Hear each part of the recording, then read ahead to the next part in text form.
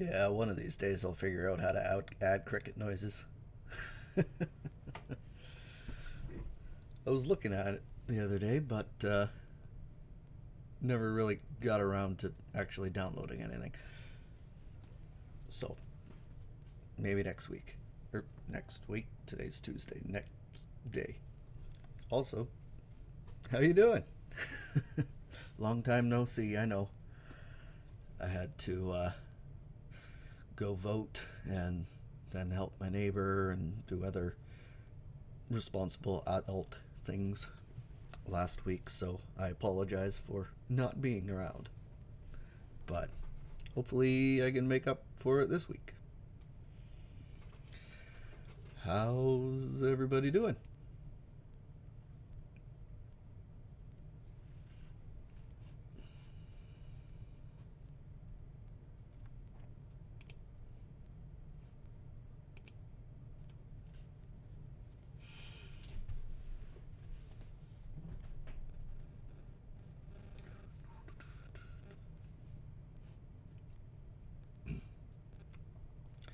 So, because it's been a week since last time I played, I don't really remember exactly what we did last time, but I do remember that we are right about to go into the Mac Bourdain Cadal. So get ready for some terrible dwarven accents, which I do believe it was discussed, and dwarves don't exist, so nobody can tell me my accent is wrong. And yes, Elvendar, the Elven Forest, which is a cool place, but also really hard on the eyes. All those trees kind of blend in to one another, and while I like the area, I also don't like it just for that reason. But anyway, right, I did. That's right. I was gonna do it, but then I thought, it takes so long to get there and do all those things. So I just basically said, nah, and told everybody what they're missing out on. But honestly, I think you basically just missed out on a lot of unnecessary travel time and annoying fights, which there were enough of already. But yeah, didn't miss out on a whole lot by me skipping over that. So anyway, let's get to it.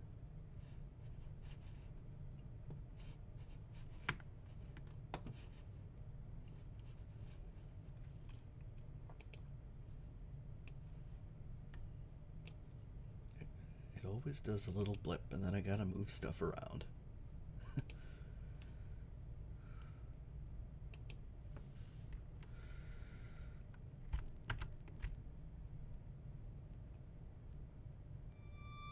There we go.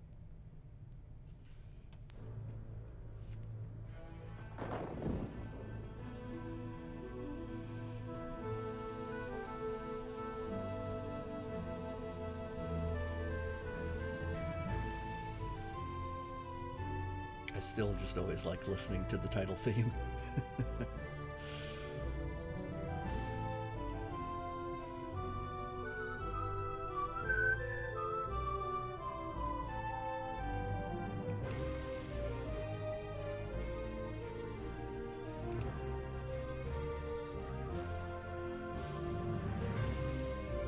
I clicked. Are you frozen? You might be frozen. There we go. It was frozen. I hate when that happens. And make it big. There we go.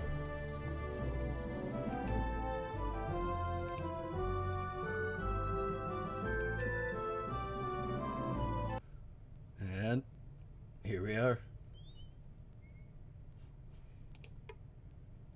A sulphurous stench was in the wind. This must be the Mac Bourdain Cadal, Owen said, his eyes glazing as he lost himself in thought. I knew that it was somewhere close. As I recall, Mac is dwarven for mine, or cave, or something like that. Now, considering the dwarves are no friends of the Moradel, they might be of some assistance to us, assuming they don't take exception to Gorath here. Right. I think that the game expected me to have done this a long time ago, so it thinks that there's more than just two of us. But here I am now. Do we investigate or not? Yeah. The tunnels were damp, though the silver-seamed earthen roof which stretched over their heads was tall enough that they didn't have to crouch. Owen felt hemmed in by the shaft. He was privately thankful the dwarves were larger than they were often given credit for. Yeah, it's a little dark.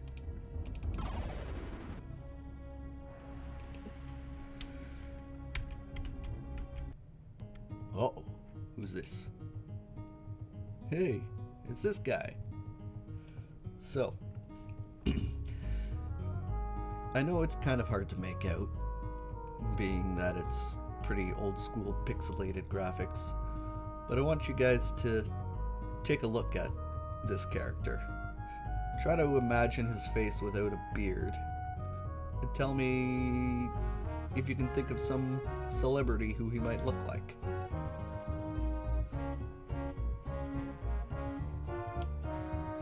And I'm not the only one either. There's been like some niche group. You got it. This is Ben Stiller with a beard. I remember, I always thought, it was like, what the hell, why does he look like Ben Stiller? And then I found like some Reddit group or something like that, and it turns out there's more people out there who are like 100% Ben Stiller. So I'm pretty glad that I'm in the niche, I guess. It's probably a small niche, but we're out there. I heard you coming down the passageway, and for a moment I thought you might be another of them beasties come to rattle me bones. I suppose we're all a wee bit jumpy down here as yet. I warned you guys. Dwarven accents. Hope we didn't startle you too badly. We were just looking around for a way to get to Elvindar. I think I had heard once it was the other side of the Grey Towers. You found the way. These mines stretch all the way from one side of the Grey Towers to the other. We had a collapse here, but we broke through about half an hour ago. I saw me brother McConnor for the first time in months. Oh, but there's some tragic loss too. There was a falls in the caverns, and the passages to it were terribly damaged. Terrible damaged. I don't know that we'll ever see it again. Terrible, terrible mess those Bracknor made. But we can get through to Elvindar? Aye, but I advise you to stick to the main passages, as there's some windy bits that can cause some humans distress. As a common, we wouldn't let you go alone, as you'd get lost, but only the major passages have been cleared. You'll do safe now. Before we go, could we ask you a few questions? I don't see why not. What do you need to know, laddie?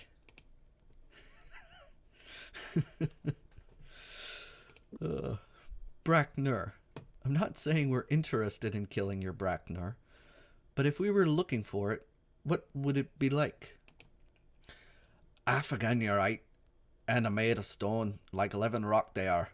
From out their nostrils they breathe a green mist, but I'd be wary of getting too close to look, for they'll drop a boulder on your head for sure now. We've already had a few bravos who come in to try to hand at killing the beastie, but there's not much they've been able to do themselves beyond getting themselves so mangled they'd needed the help of a temple. I'd be as wary of them, though, as I would of the beastie. None of them want else but then to claim the gold that we've offered to the creature slayer. Okay, so we gotta kill a big beastie and we get some gold. I like gold. Temples. The way things have been going for us recently, perhaps we would do well to seek a little help at the temples as well. Where are the closest ones?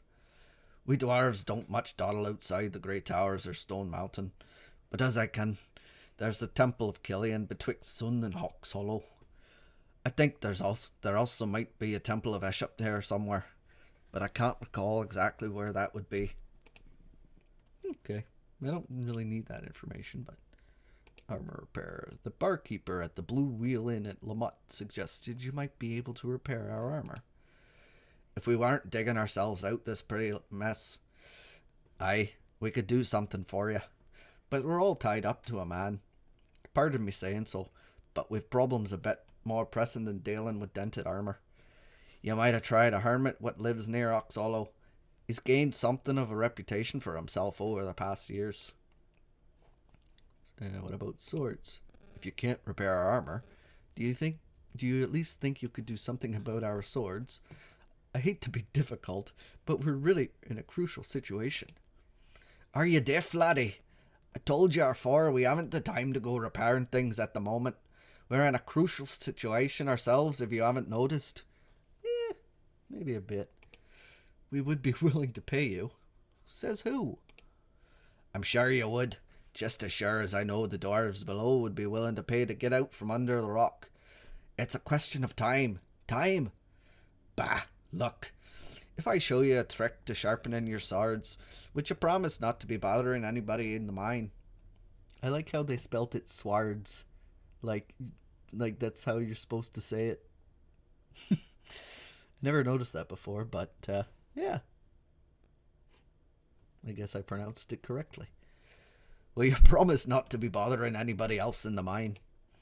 I think I can turn a handful of sovereigns to advantage in Lamont and hear a few strong backs. Oh, an ire. You have my word of honor. That shall have to do. I'll teach you quick a little about weapon crafting, but I'll expect a fee of 50 sovereigns for my trouble. For my trouble. Do we have a deal? Sure. You'll have the gold before we leave. Now, let's see this trick of yours. Watch what I do and carefully. I don't want to be repeating myself more often than necessary. First off, you'll want to have a wheatstone handy. Without it, my trick will be as useless as knees on a fish. The most important thing to keep in mind is the angle at which you draw the blade across the stone. It's like this. That's interesting. You sharpen the blade so the metal's edge has contrary planes, opposite sides, opposite directions in the grain. Should make for an interesting cut. It'll make for a cut that your opponent won't quick forget. The weapon crafting lesson's over, lad. We've both got more important things to get to. Do I need to know about Sarth? I'm surprised we haven't seen many cases of Quesian fever up this way. They're having problems with it down at the Abbey of Ishop at Sarth. If you're going to talk about Burgalan, call it by its name out, alright? Not by that Cashian bark. Sarth was dwarven? Not the abbey itself, no, but the caverns beneath. It was the greatest emerald mine the dwarves ever delved, the Mac Burgalan Dock. It ran for miles in every direction, and part of the chambers ran right beneath where the abbey now stands. Though I understand those silly priests have stuffed the tunnels to the rafters with books. We'd still own the caverns now, but we made our arrangement with Majakar Blackpatch when he moved into the keep that had been built over one of the entrances. And Majakar still owns the mine? Aye, if corpses can be said to own anything. He's been dead a while now, a long while. Even as dwarves reckon time. The mines are their property now, the brothers of Ishop, though I doubt they know how to get from their vaults to the main passages of the mine. It's hard to read in an accent, especially one as terrible as that. After we leave the Mac Mordain Cadal, which way will we take to Elvendar? I've never been there.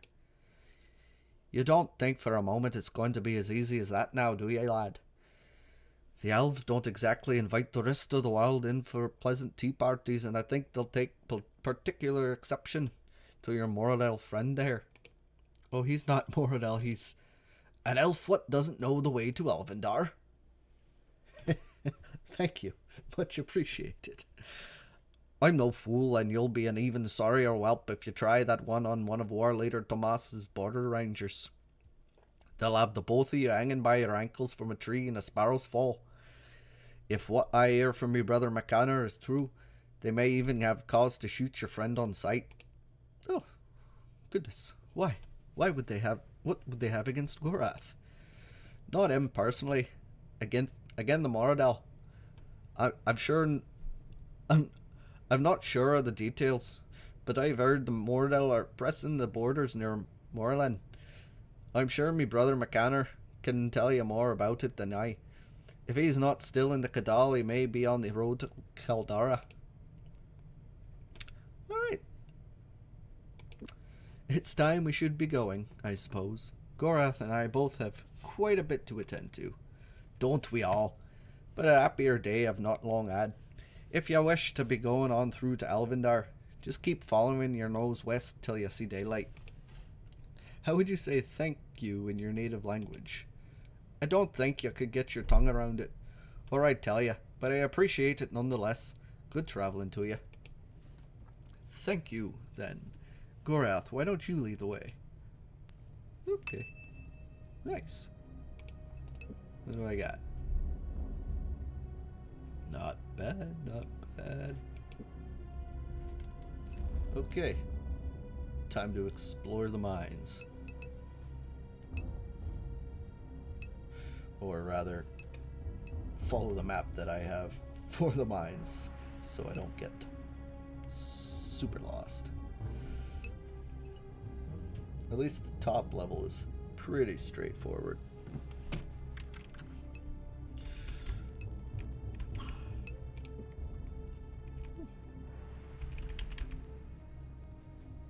There's not really too much that I need to be doing, at least on the upper level. So, just gonna keep on going, I guess.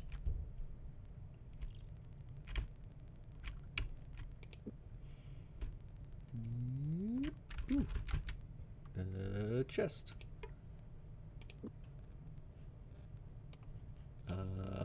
You might be one of these. Guess not. Ha! Huh. I'm rolling in the dough now, boys. Yeah. Which I didn't do, so there's not really a whole lot to be explored in. So I'm just gonna kinda wing it. Another one. Whoop.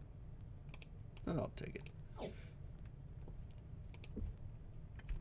I'm definitely way overpowered for anything that's in this level, so there's not really anything that needs to be gotten. But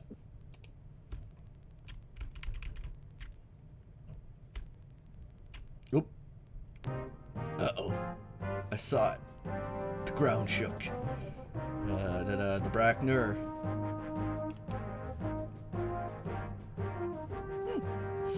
So there is a cheater way to do this, but I'm gonna see if I can whoop his ass without cheaping out.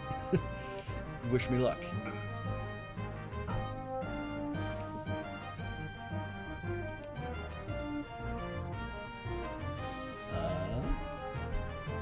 Yeah, let's just go whole hog. See what happens. Oops. Yeah, that was easy. Gorath slid away. Might have to do the cheater way for the next one down below, though. You've done it.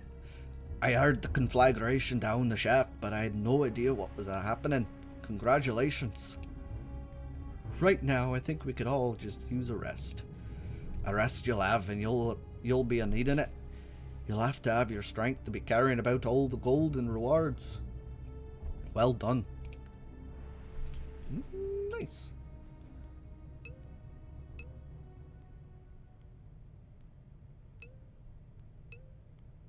Yeah. But for anybody who doesn't know, you can just blind the Braknur using Despair Thy Eyes, and then it can't fight. So you just whack away at him until he dies. But since I'm a hell of a lot stronger than I should have been fighting this one, yeah. If it's locked, I should probably save, just in case. Don't want to go exploding. Nice. Keys. Go-go juice and torches. I think I have a ton of rope, right? Yeah.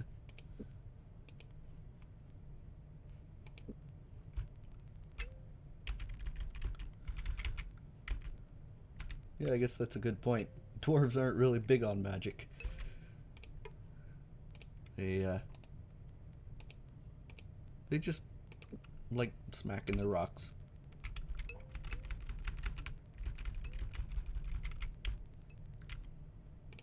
Guess I should probably heal.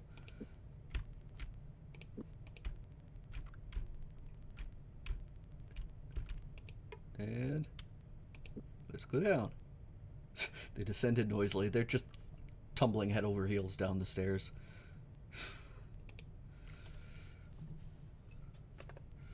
Okay. Now we are in chapter this one territory. So we might have to be careful.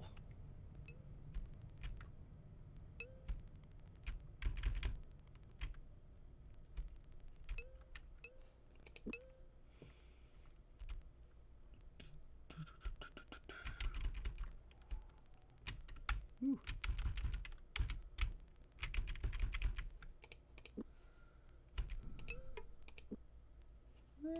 Can I get in?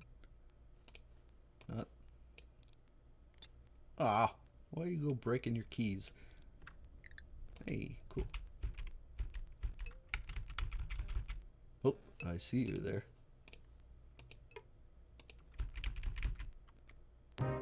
Who's screaming? Oh, lemon cake. Thank you for the follow. I appreciate it.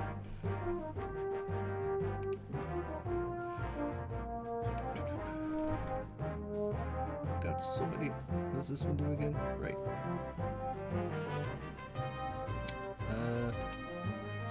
Do that. And you give him a whack. And then blind him.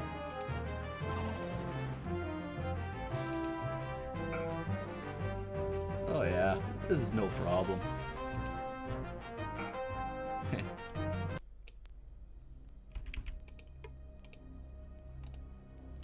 Food. Food's always good. Oh.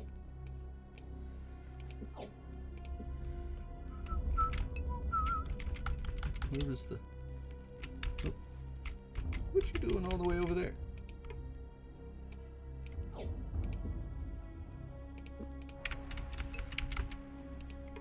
Nope.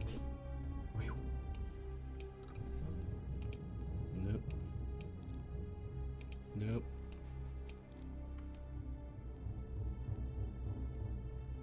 Yeah.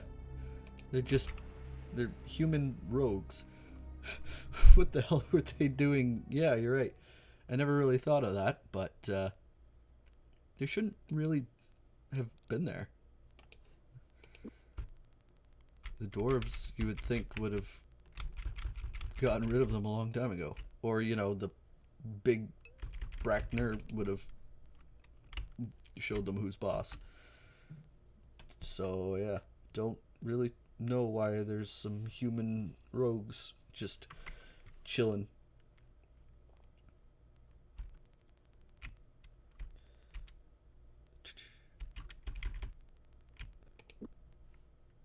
Oop. Is that another one? That's another few. How'd you guys get here?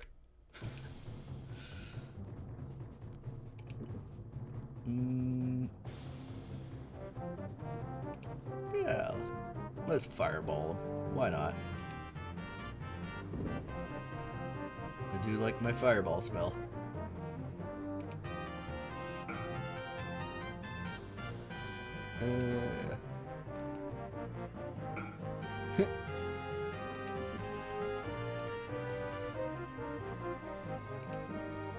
Blind him.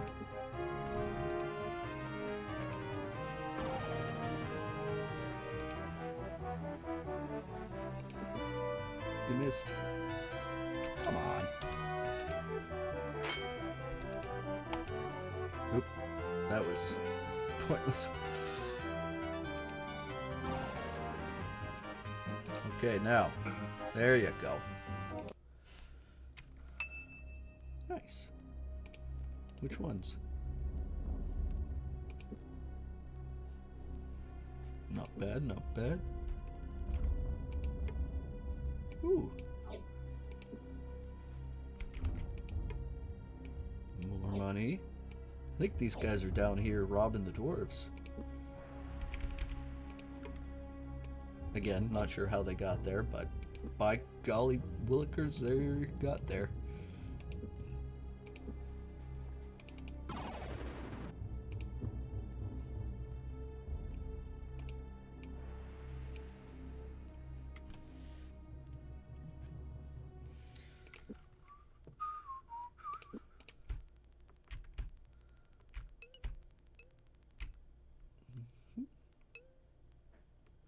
Nope, that's the wrong way, apparently.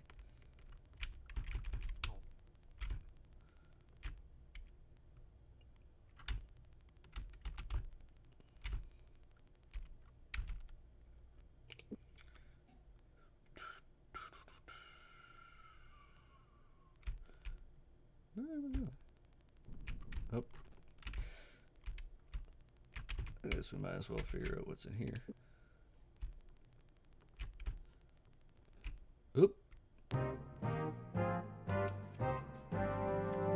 More of these guys. That could be a problem. Get the yellow pants guy. Okay. You guys really need to not be chasing the little 17-year-old around. Yeah. Otherwise, things would get real confusing.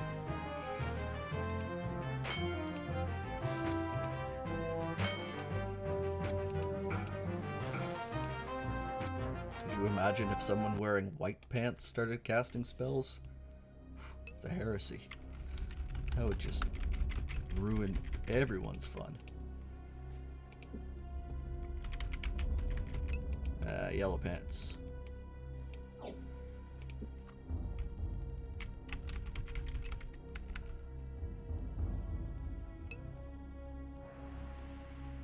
Yeah.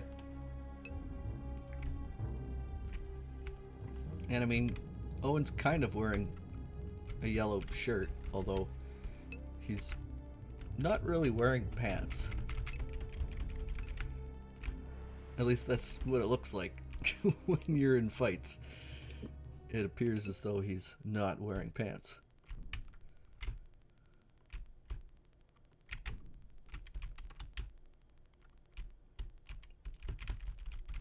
Here we go. That was the tunnel I was looking for.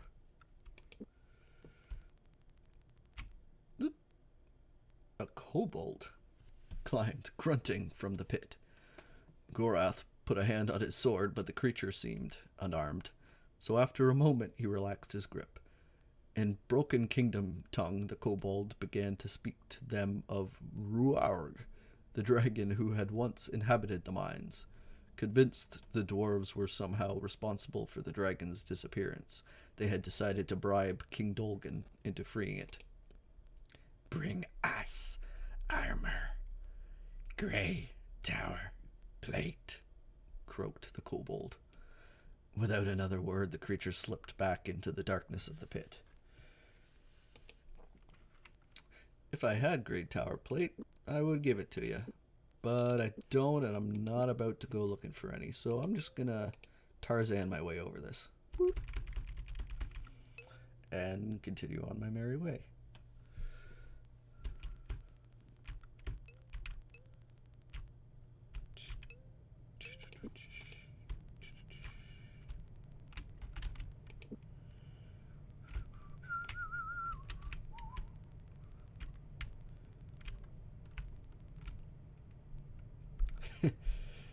Yeah.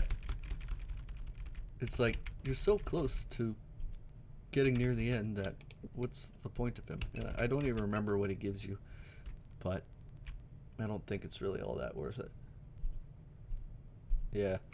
I think I maybe finished it once just for the heck of it to see what happened, but...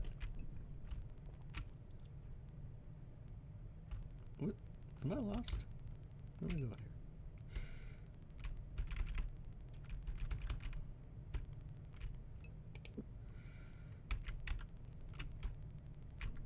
Oop. There we go.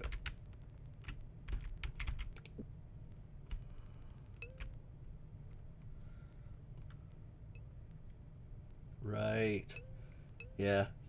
Which is kind of nice, but not worth having to leave the mine and then track down a suit of armor. And yeah, one day I might actually do it, but where the hell am I going?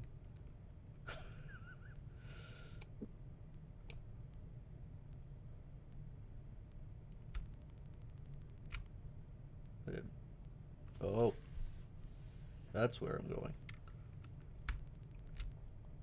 I gotcha. For some reason I thought that it did.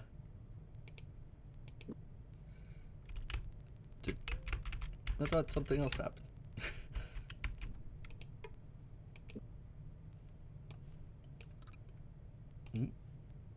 Come on, let me in, please.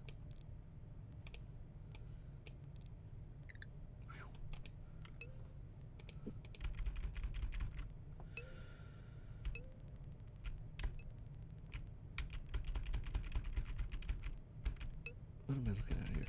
Oop. Trolls. Please tell me I... Okay.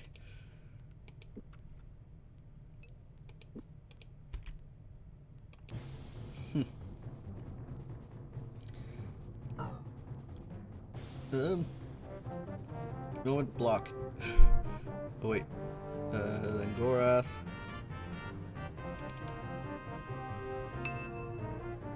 Ha.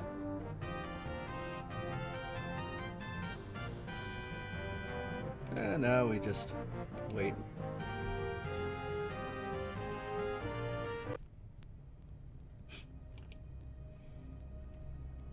I don't like trolls. What does this say? No. That's ominous. Not yet. Okay. Now you can dig up the grave.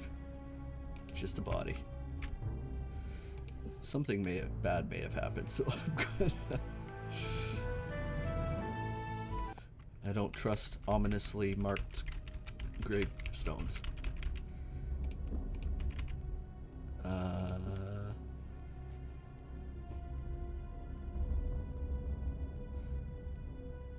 No.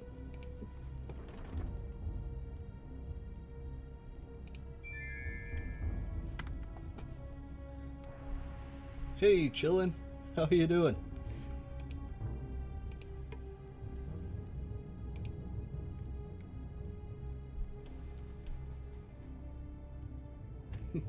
Living the dream, aren't we all? We're exploring some dwarven mines right now. Oh. Nice. No.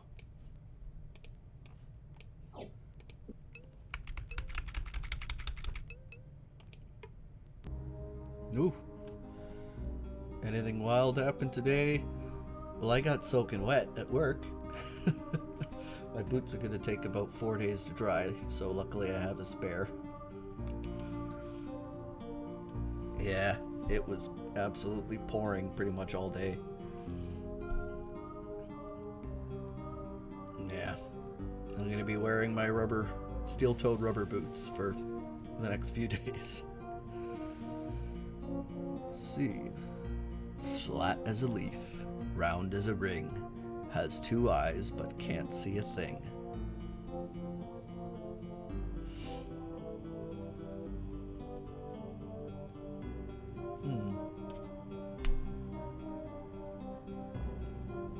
Engage beard powers.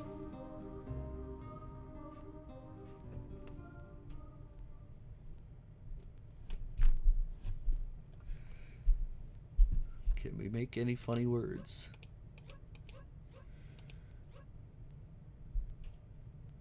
Two eyes is getting me good.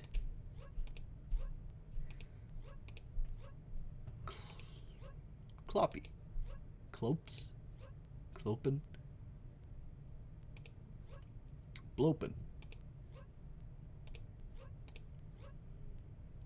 Blotten. I think we're just spelling Dutch words now. I'm sorry if anybody in the chat is Dutch. That's almost bloated.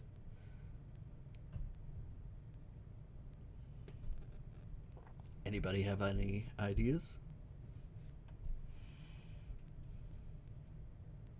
Flat as a leaf, round as a ring.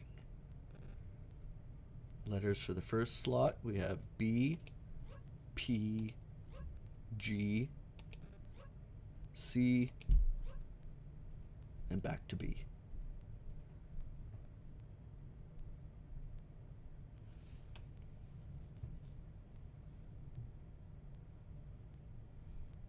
I wish the music would continue. It's always such neat music, but it's like one of the shortest songs that they have in the game.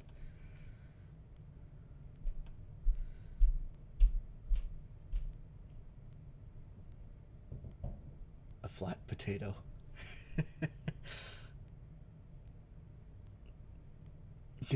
Yeah. Yeah, potatoes have eyes and are usually round. At least every potato I've ever met.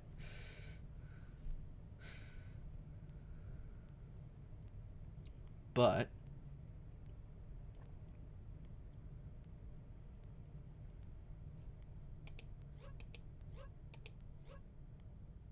I'll give you a hint.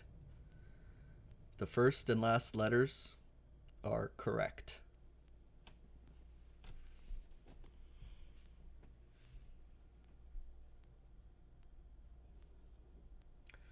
What's flat, round, and has two eyes?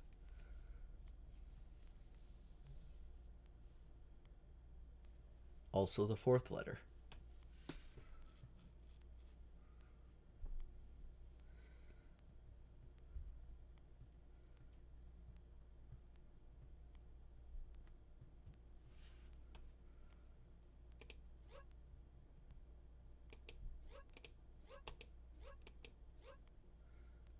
Coin. Nope.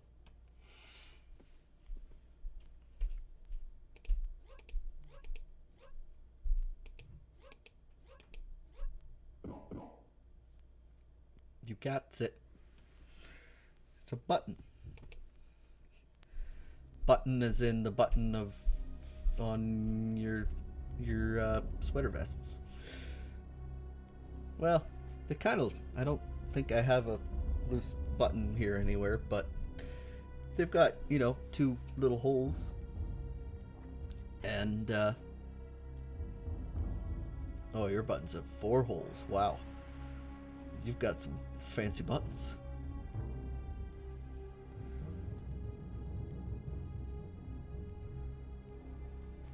Oh, maybe. Yeah.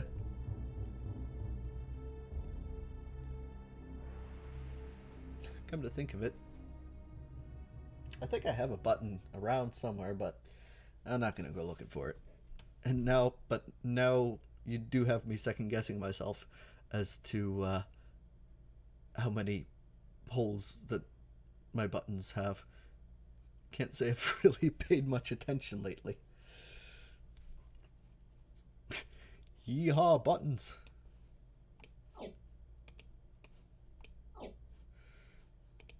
How many? You should. 25. Oof. I've got so much shit, and I don't know. You know what? I don't need that egg, and I probably am not gonna. What are you? Fetters of Rhyme. I already have that. Black Nimbus. Don't think I have that. And Gambit of the 8. Hey. Give him some powder. And then take the spell.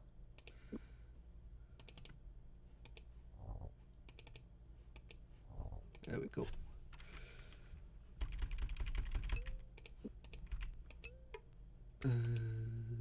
It's safe. Oh. It's probably the same key. No, it's not the same key.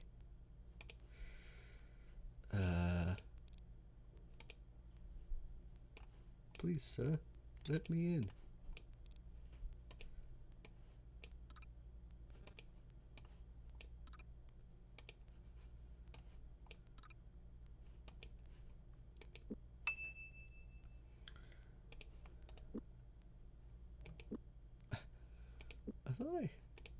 I do have a thing. How bad is your lockpicking skill without that? 24. Hopefully there was nothing too fantastic in that chest, because I can't get in. Don't have Mr. Thief Boy to get me in there.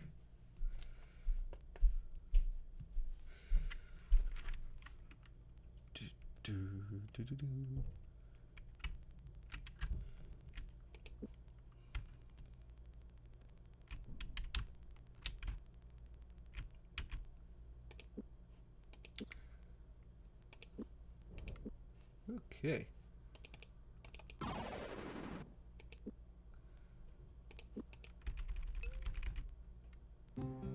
But there's another one.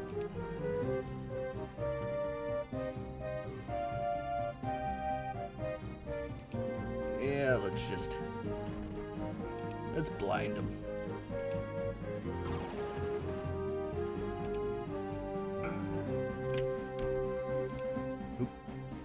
Oh, I'm hitting all the wrong clicks. Oh, well.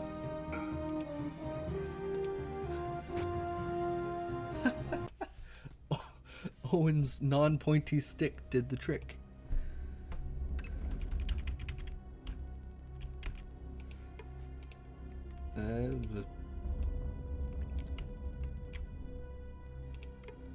Okay, let's go to Elvindar.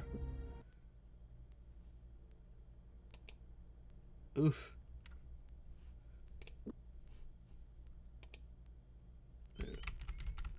There's so many trees. It's pretty, but at the same time, it's hard to see.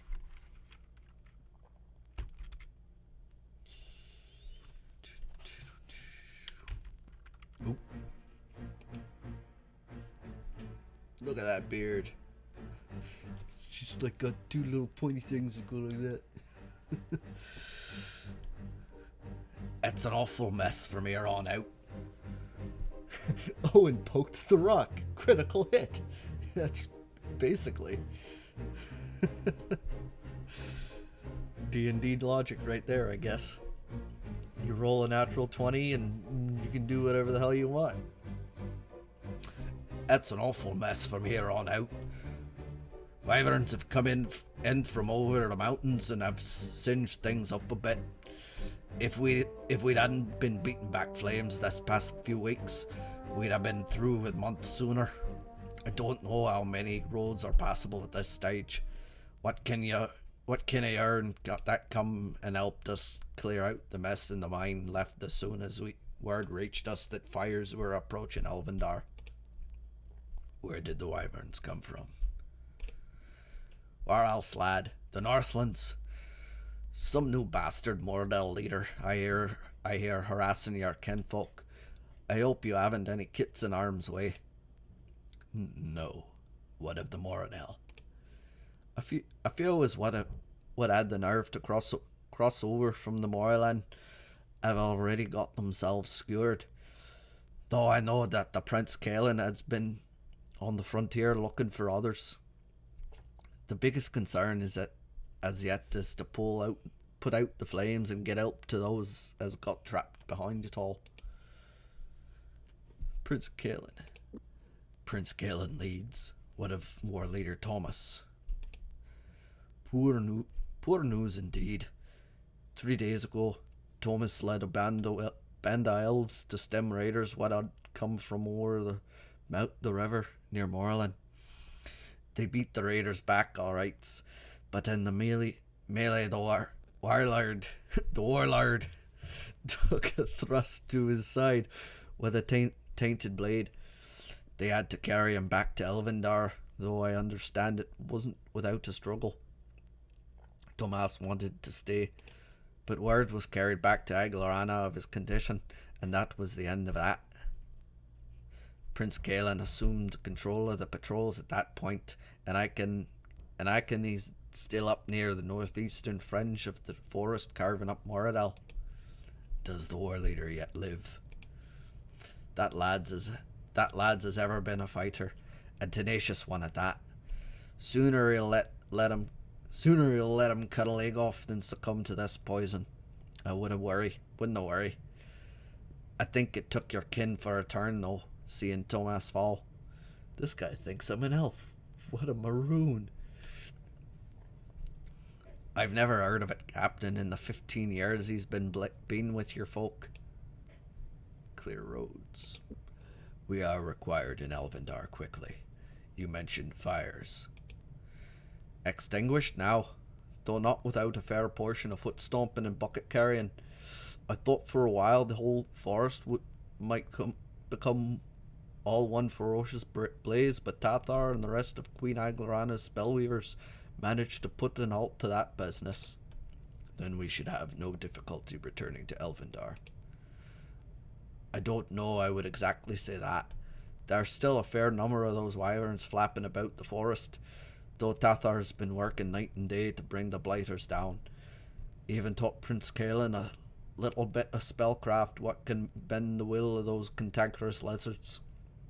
But I understand it still hasn't put an halt to the roads. What of the dwarves? Oh, we volunteered a few men, but as you elves don't much like outsiders in your realm, we've respected your borders. King Dolgan did send a few volunteers to help out the elf queen, but a lot of them took a terrible weariness once they entered the forest and could go no farther. They must have fell afoul of one of your fabled sleeping glades, so that's something to keep in mind. We will run into something like that later. The sleeping glades, that is. Caldara. If we may face wyverns, it might be wise if we had our armor repaired. Are there any armor crafters in Caldara? Are there any leaves in Elvendar? You've gone daft. Of course there are armor crafters in Caldara. You don't have to go all that way though. I can repair it for a few gold, and if you watch close, you might even learn a bit about the craft of repairing armor. Does 100 sovereigns suit you? Yeah, I think I've got money to spare. Suits me just fine. What do we need to do? Well, lad, I'd be much obliged if you'd remove any armor you might have on under that tunic of yours, and if your elf friend will do the same, we will get to work. Now just watch what I do. Someone told me once a few dents in the armor can actually be beneficial. Something about them catching blows that would ordinarily scrape along the surface and into the chinks. Makes some sort of sense when you think about it, I suppose. Maybe it would be a good idea to make armor so that it already had bumps. Facets. If it already had them built in, then the armor... You're already finished? Aye, finished. You'll find your armor is as good a condition as it can be, lad. Though I dare say you'd have learned a great deal more if you spent more time listening and less time talking. Yep. Well, that's about that. And my armor is 100%.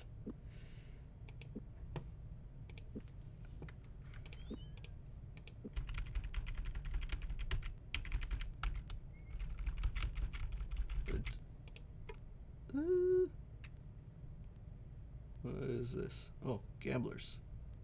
Eh.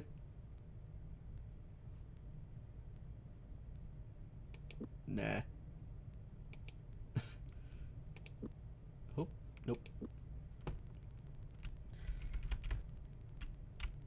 What are you?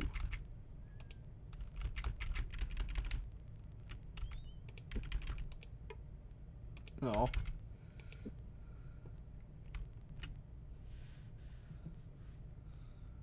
Time for the map. Nope.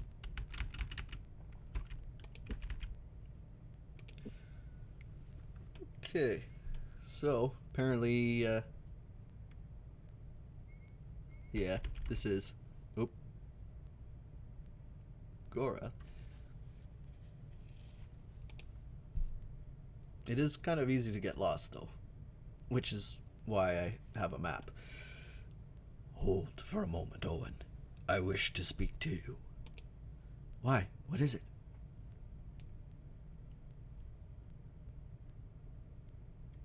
Yeah, that's true. The Dimwood was just basically like every other area.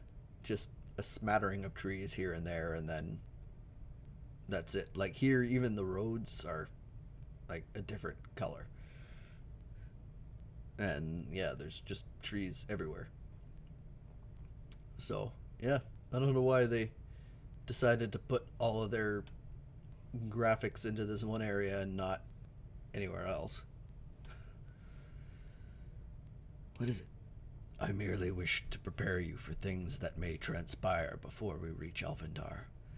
There are magics, things ancient, which have kept the Moradel from crossing into the forests of the Eladel. But I feel those things have been awakened. I may have some difficulty in completing our journey. Difficulty? What do you mean? It was not my intent to alarm you, only to reassure you that no matter what may happen between here and Elvendar, I have come to consider you a friend. Well, that's definitely not alarming at all. Sounds like he's about to die or something. Hey. Oh.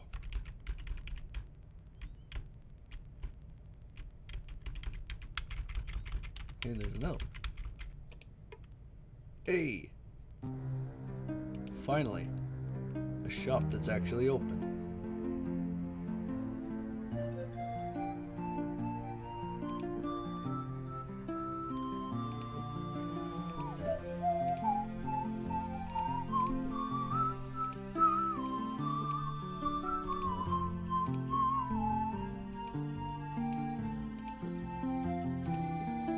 What about your hammer? 14. Yeah. Might as well trade it in for something a little bit better.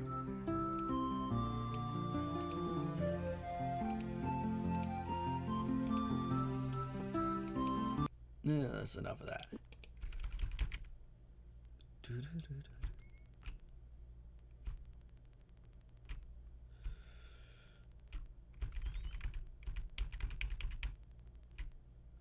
Oh. Oof. We have found the wyverns. Wyverns? Wyverns? I never really heard any other way to pronounce it. I think I heard one time it was wyverns, but other than that, that's what I call them. They might be wyverns, might be wyverns, I don't really know. Also, hey Crocketeer, I'm gonna murder them wyverns. So these guys are blue boys, which means I can hit them with the old razzmatazz. Fireball deals double damage.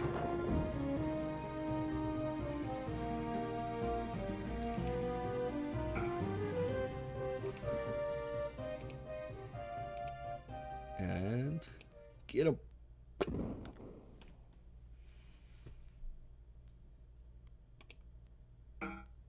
Easy peasy.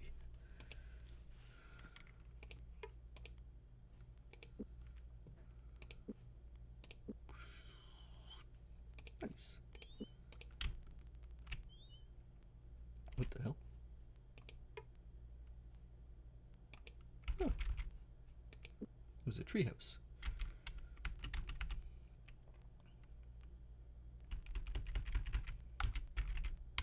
There we go.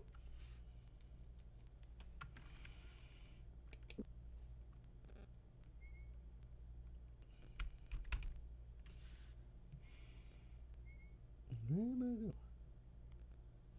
going? It's a tarp.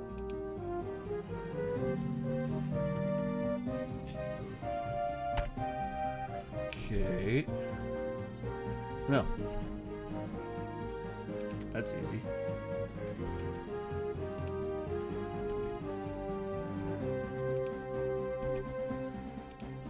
Just do this, like that.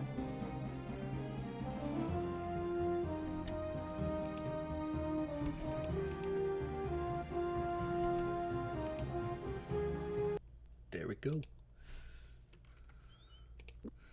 That's how it's done. Ooh. Come on. There we go.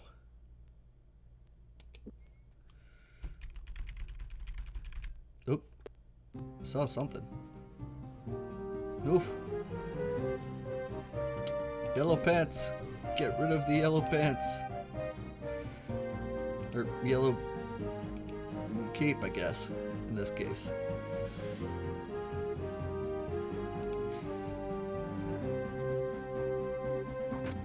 Oof. Zap him. There we go. Really?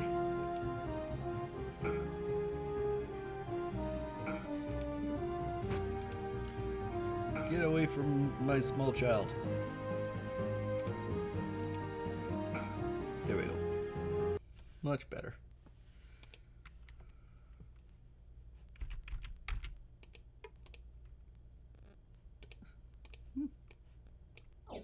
Don't really need money anymore, so we'll just leave the emeralds there, I suppose. How's your sword doing? Yeah, it could use some sprucing up.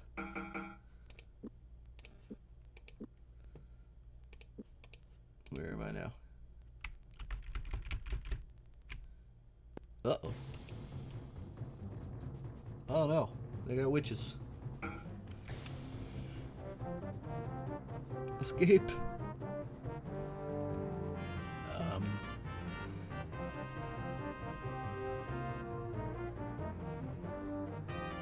Yep, these are in fact real witches.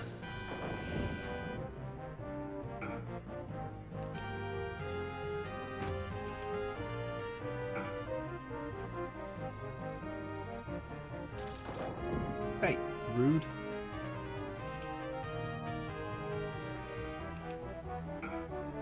There.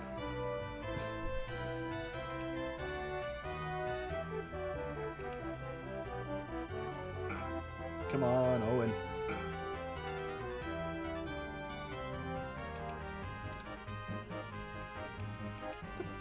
Ooh. Oof. Owen, you're running out of juice.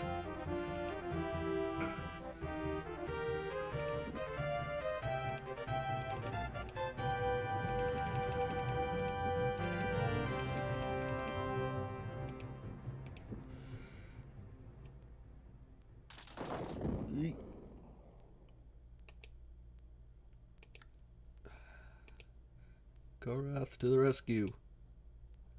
Hopefully. Yep. Block.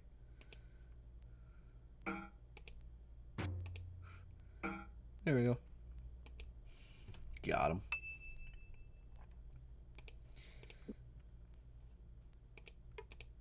Sometimes in the heat of battle, I forget to actually look to see how my guys are actually doing, and then suddenly I start complaining because they're not doing so well in the attacking category, and that's when I realize that's because they're almost dead.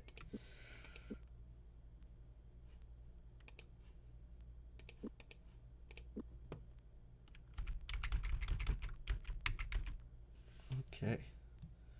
Can I finally continue on this little green path?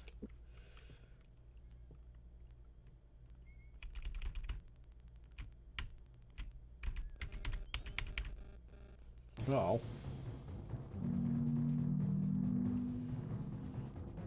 That's a lot of things.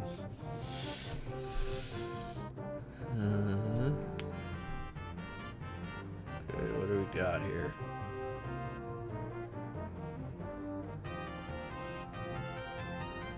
Green traps don't... Wait. Do I have a spell for this?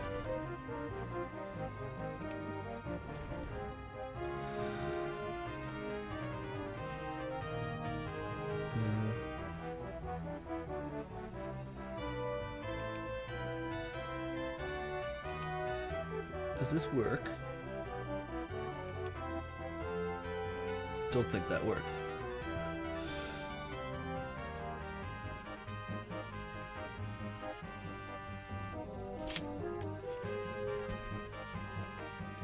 Let's just try pushing things and see what happens.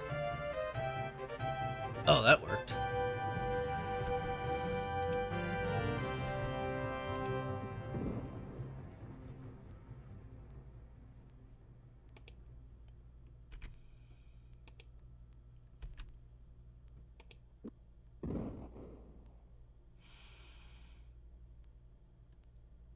Don't think I'm doing this right, but wish me luck.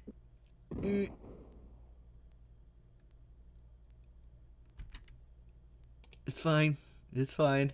He survived. It's only a little bit of fire. It's good. See, you just sleep for a few days and you feel much better. Yeah. It's like nothing even happened, Gorath. You didn't get hit by a fireball at all.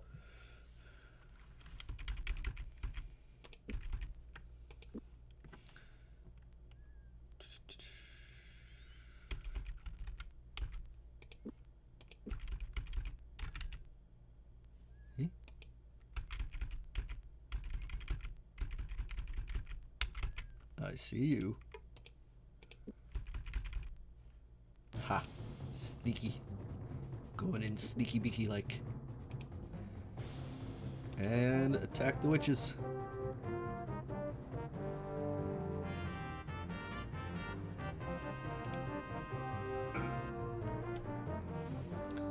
And now you can just blast them away at your leisure.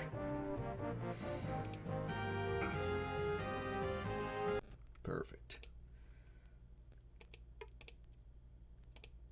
This one again?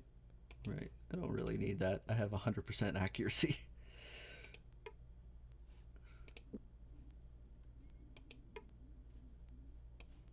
What are you? Fatamores. What? There we go. And I'll sleep for a few days. And all better.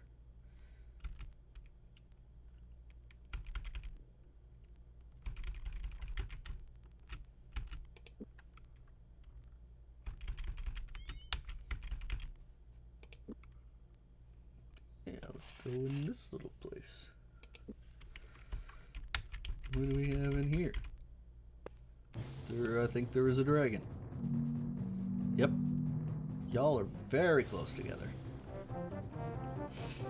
I don't like that at all.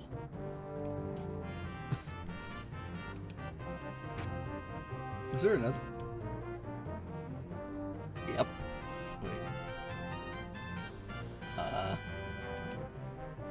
Oh, that was a mistake.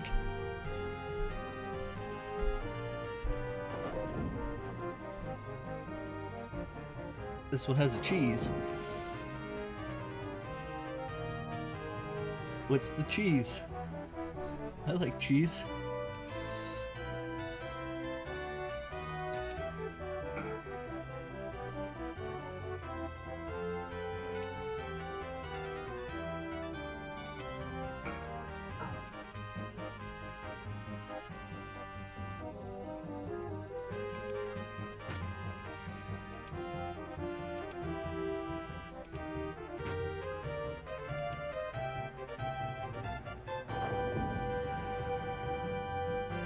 Oh.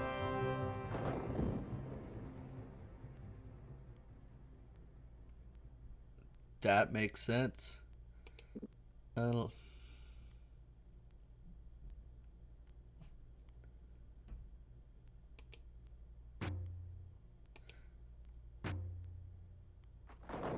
think I'm gonna do a redo where Gorath doesn't die.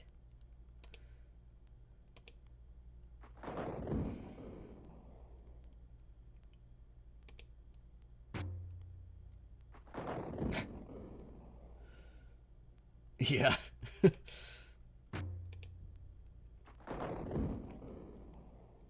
I could have if my attack rolls had been better, but they weren't.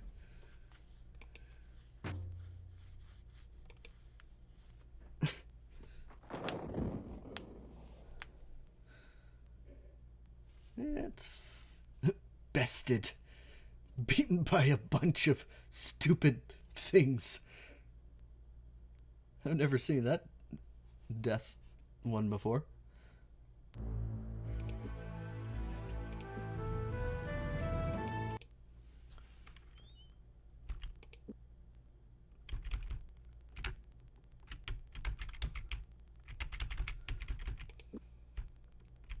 I always forget about those green get away from me potions. But I do have lots, so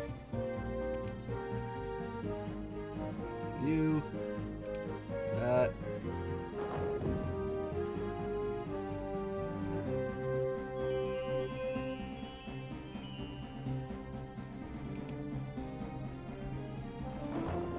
that didn't work. Why didn't you work?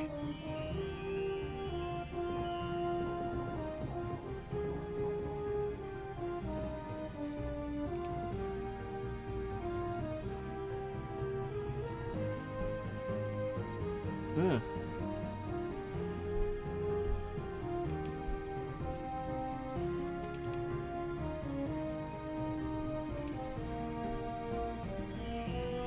Oops.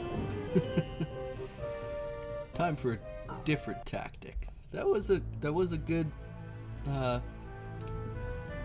idea though. Oh, that could be. It did make sense to me, but that's okay. Ah, I see him there. We'll figure this out.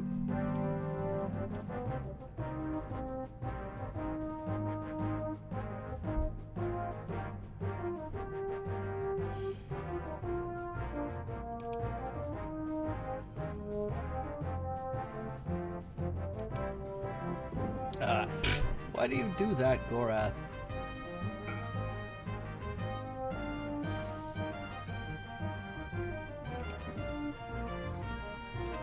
Let's see if this powder works. It does.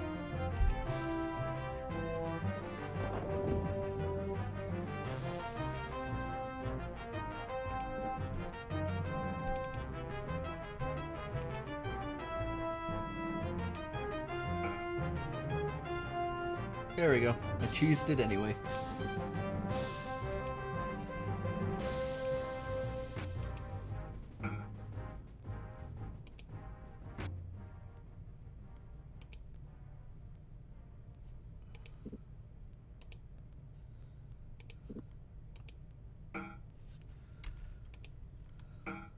There. And now...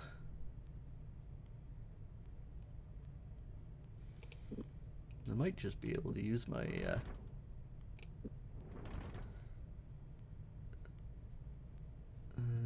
this one. There we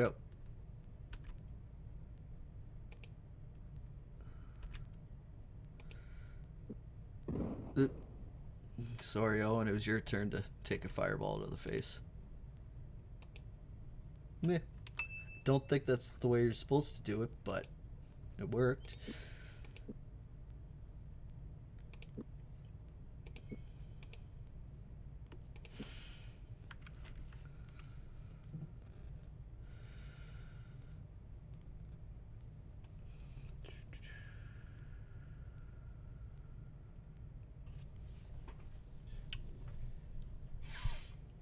Anyways, I'll be right back. I had too much coffee before this.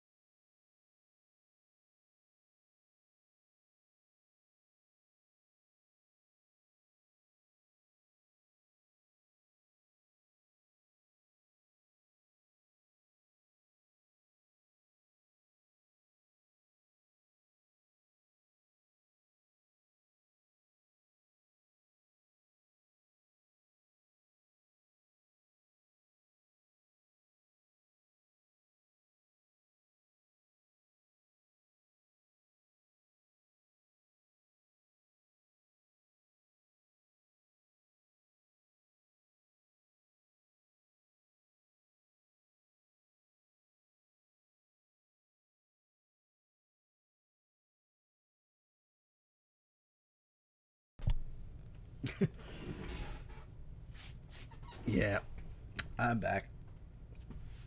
I was falling asleep at like 5 o'clock, so I decided to drink 2 coffees. Anyways, back to the regular programming. Anyways, hey Emmy, how you doing? We are playing some more Betrayal at Krondor.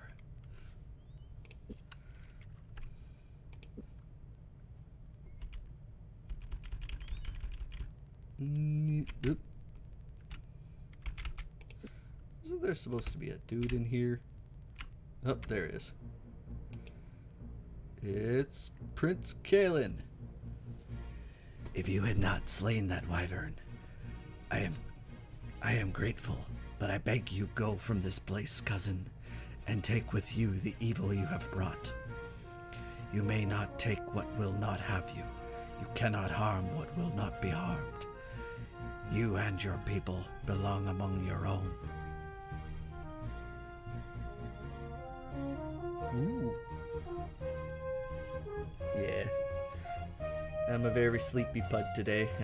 I think it's because it's been poopy weather all day. And I got absolutely drenched at work, so that wasn't all that great. But chicken parm sounds delicious. I could go for some chicken parm right now. Like 7 of them. I do not read with my kin. Grant me passage, Eladel.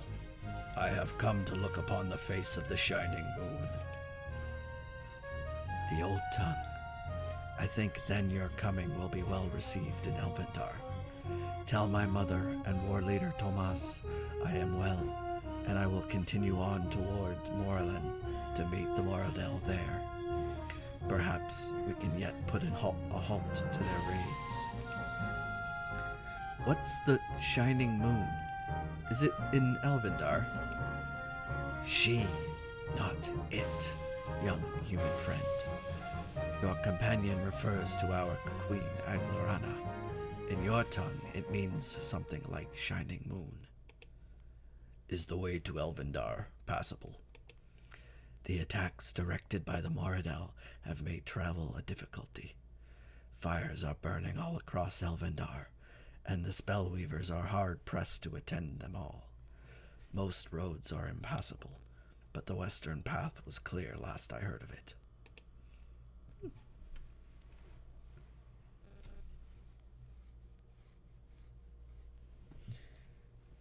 Yeah, being sopping, ain't it?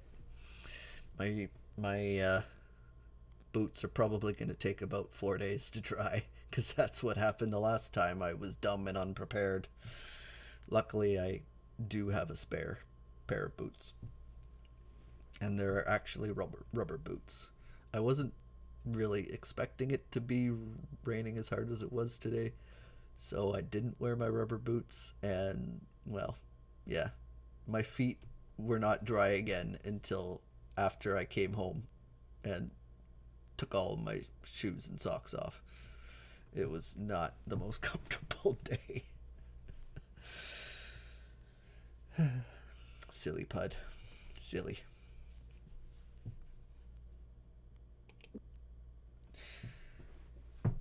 I'm surprised you've been able to survive alone with the Moradel raiding over your borders. How have you escaped? The Moradel can do little harm to the Eladel within Elvendar, and they would be fools to try. It would take remarkable strength of will for a Moradel to enter the forest with any evil intent, and even a more remarkable will for him to survive such an attempt. It is part of the magic that protects our home. What about Gorath? He hasn't had any problems entering the forest. You have not told the boy? My returning is of no consequence to him. He has his own quest to fulfill. Returning? You mean you've been here before? You will understand certain things later, should events unfold as I imagine. There is still the matter of your survival to deal with, however. Though our cousin Gorath moves with great grace, you are not so sure-footed. For your part in my rescue, I should like to teach you how to move the elven way. What about Gorath? It is not custom between our kin, but if you wish it, I will teach him what I know of using a crossbow. Come, we cannot be long at this.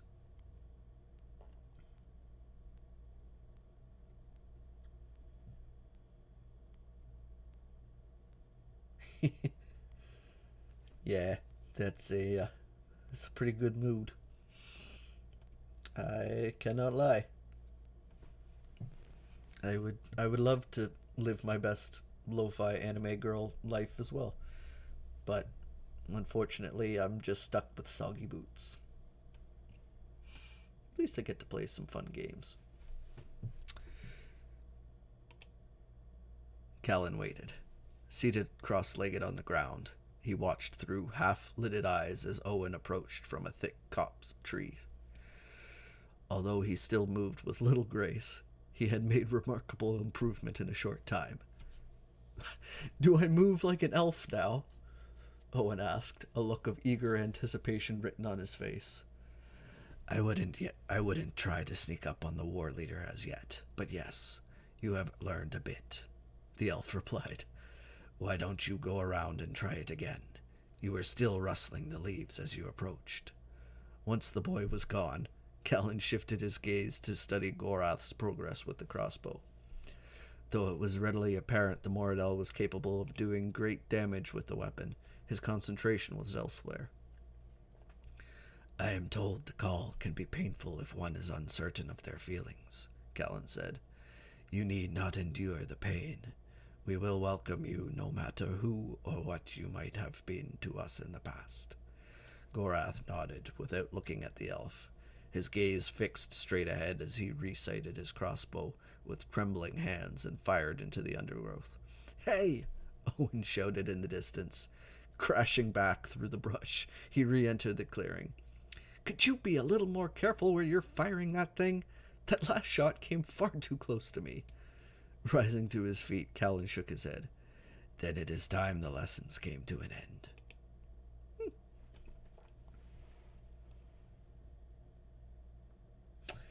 All right. As always, thanks for coming out, Defender. Glad to have you around. And I'll do my best to continue the entertainment. Take it easy. See you later. What should Owen ask about wyverns? How have you been holding off the wyverns? I would have thought this many of them could have burned Elvendar to the ground. Fortunately, the spells the Moradel have been using to control them aren't too strong or too complicated. Even with what little knowledge I have about magic, Tathar managed to teach me a cantrip that will turn them away. Sounds like it might come in useful. If you have time, do you think you could teach it to me? You can have the scroll I studied. I don't think I will need it any longer, though I warn you, you'll need to find one of those beasts' eggs each time you cast the spell. Tathar tried to explain the principle to me, but I had trouble following the complexities of it. Cool. Elvendar. What way will take us the most quickly to Elvendar? If it was merely a matter of which way would take the least distance, I would suggest you take the northern bridge. But I understand from my scouts that wyverns have been alighting in heavy numbers down there. It would be far less dangerous to travel to the far western bridge and there cross through the sleeping glades, though you may have some difficulties dealing with them. From there, bear directly north until you reach Greyhorn. You will find an entrance to a subterranean, ancient ruin there. Once you emerge from it, you will be very near the heart of Elvendar itself. Ancient ruin. One nice thing about traveling underground, at least there's less chance of something dropping down on us from above. With all these wyverns flying around, I half expected one to come flapping out of nowhere any time I turned my head. You may not find you are quite so enthusiastic about the ancient ruin once you pass through it. We do not use it much. Please tell me it isn't infested with a Brackner or something equally repulsive. Infested? An interesting description, but not in the way you might think. None of the elven blood may easily walk its corridors without some measure of dread. It is of the Valheru, then. The war leader assures us none of their ancient essence may touch us here, but the malevolence that permeates that place cannot be easily dismissed. We have not been so foolish, however, to leave it open to any that wish simply to enter it. There is too great a danger something there has been unfound that is beyond our control. Only a few of the elves have a key that will unlock its doors. How are we going to get in, then? I will give Gorath the key I carry. That is all that is required. As simple as that? There is nothing simple about it. The force of will it has taken for Gorath to have come even this close to Elvendar is monumental. Unless his reason for being here was of the utmost importance, he would have fled this forest long ago. I trust him. Right on. Sleeping glades. Let's hear about those. You said we might encounter some difficulty with the sleeping glades. It is one of Elvendar's natural defenses. Those who enter them suddenly find themselves quite drowsy and will sleep for days on end. Many die in their sleep from lack of nourishment. Effective, if non-selective. I assume there is a way they may be crossed. It wouldn't be practical to live in a house for which there is no door. Though the sizes of the glades are variable, when you approach them, you'll experience a slight feeling of disorientation. There is, however, a little known path that can carry you safely through them. The glades run parallel to a mountain range southwest of here, north of the river's fork. They are difficult to cross, but you may circumnavigate them. If you head to the fork of the river, then stay close to the mountains to the north. You should be untroubled by the glades. Right on. Goodbye. Let's see.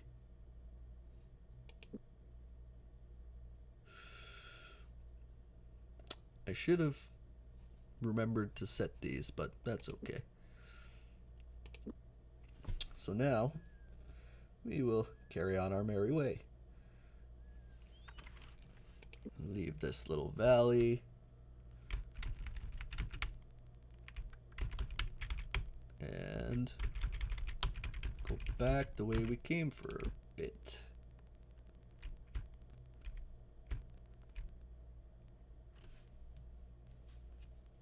Nope, that's the wrong way. Yep. You should probably take a nap, guys. Oh, wait. Right. The spell. Yeah.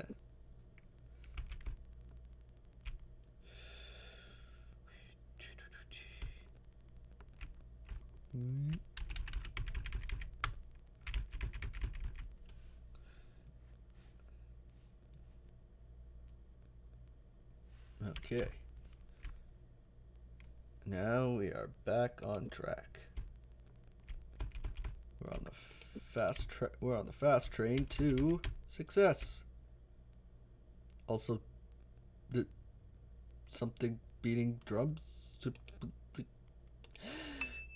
Dragons. And apparently, we didn't get attacked. Oh. There we go. Now we're getting attacked. But it's pretty easy since you know knowing the cheat. Just what? How the hell did you miss? That was just embarrassing.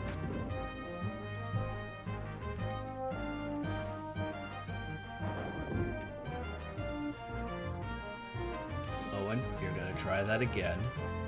And this time, you're not gonna miss. There you go.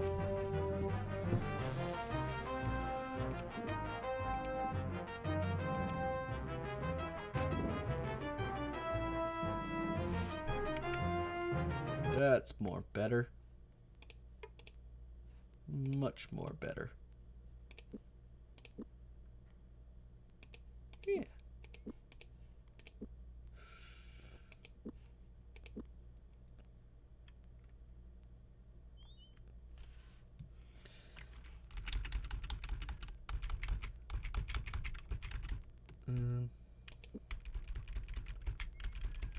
There should be. Yeah, there's a river here.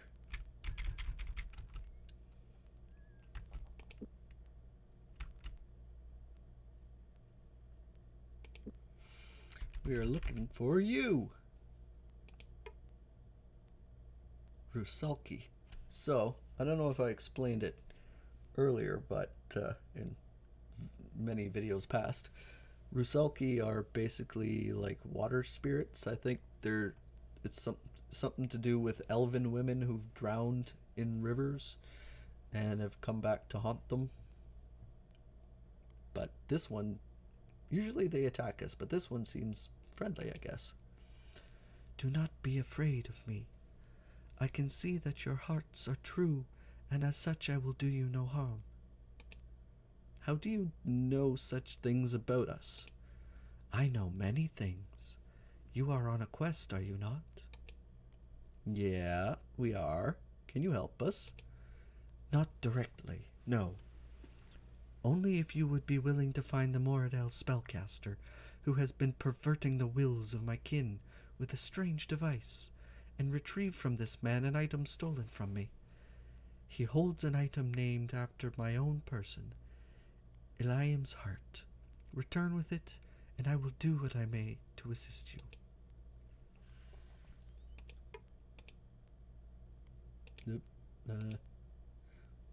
Westward, at a meeting of the waters. You shall find with him those of my kin whom he has bound to his will. Take care with them, for they shall fight as if you were an enemy born. Our thanks. We shall return as fast as we can. Okay. Gotta go west. Gotta go west. But first, there's another place southwest that's actually pretty nifty.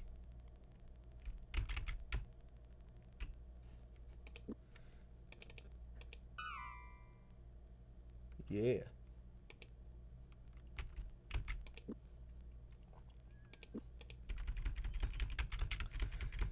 It is awfully hard to see in these trees.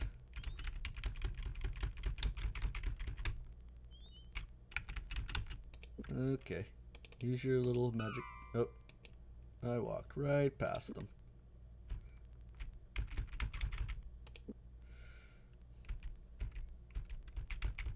Oh. There we go. Treasure chest.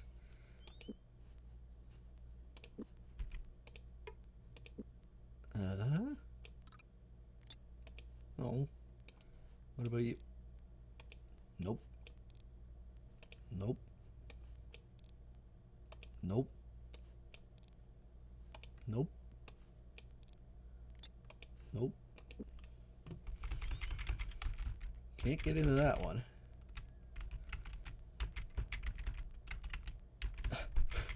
This is the reason why I don't like this area.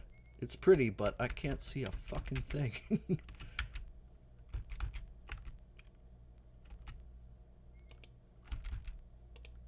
Just oop.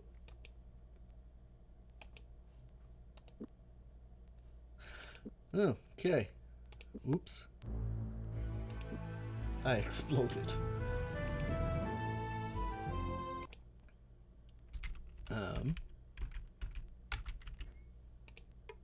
Is this the same? No. So I think this is the one that I was trying to get into, and yeah, that's the one I... Oop. Didn't like this one. There we go. That's what I'm looking for. Winds of Eortis. Okay. Mad God's Rage. I'll have to show you this one, because it's pretty cool. I think I already have this one, but that's okay. Mad God's Rage. Basically, it locks your spellcaster into the spell and essentially blasts your enemies with lightning continuously until they're all dead. Well, until either they're all dead or your spellcaster's dead from exhaustion. Whichever comes first. Oh, yeah, this one I already read. Okay. Nope. So we'll give that a shot, see what happens. Were there any more chests?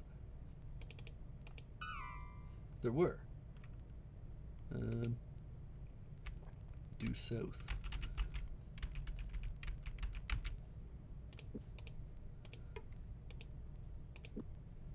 Oh, this is probably the same chest that I was trying before. Yep. Oh. Okay. Good enough. Let's go back to hunting some Moradel, which, after what Prince Kalen was saying, I really don't understand how the Moradel are in the forest causing trouble. Because they're supposed to be, like, almost dying. So, that's a bit of a continuity error, I suppose.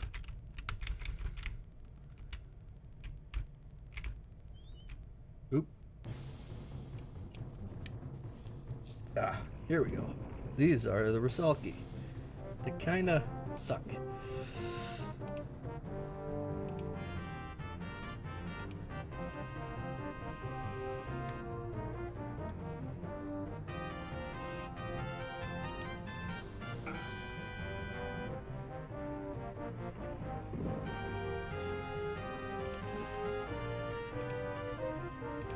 So I just want to get rid of them real quick.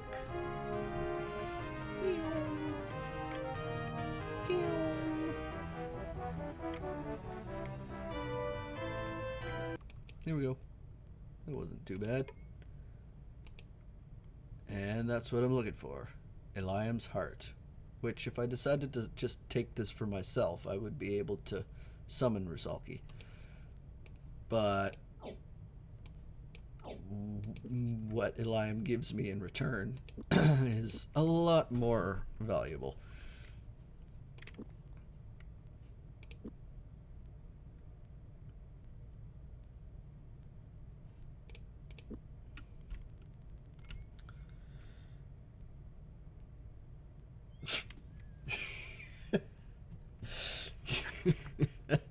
I never thought of that.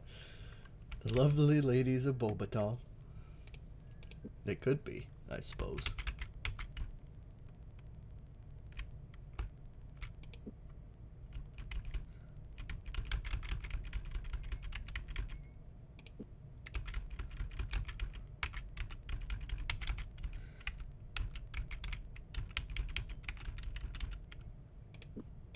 So, there's a thing that I do have to do before I go talk to her again. Basically, the game can get kind of buggy with this because she gives me a whole bunch of stuff. And if you don't have... She basically gives me a whole bunch of food and a really important item. And if you don't have enough room, then you lose the item forever. So...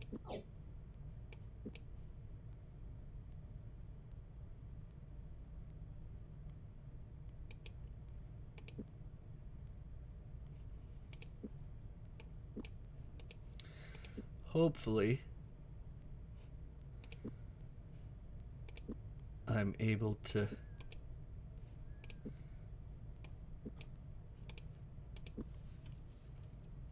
not lose it. Okay. Owen nodded his head. He retrieved the heart and made his way, apprehensively, to the Rusalki. Hands trembling slightly, he placed the object in front of the creature, then quickly stepped away. You have done what was asked, and now shall you be rewarded, it said, producing a dozen packages of rations. Also, there is something which was left on the shores of this river ages ago, which will be of assistance to you on the road ahead. Please take it in thanks from all of my kin. Is the shell valuable? In ways you may never fully imagine, but its uses are many. While it bears little on that which you seek, you may yet find another thing you desire. What of Elvendar? Which is the best route there? By 2 roads may you reach the Queen of the Eladel. If you wander the main roads, there are many hazards, but your enemies shall face you. Wander the path less traveled, and you may find you face a less substantial opponent. In this, Prince Kalen may be of some assistance. Farewell. Okay. Okay, whew. So this is the shell. It looks just like a regular shell, right? Well, apparently there's something different about it.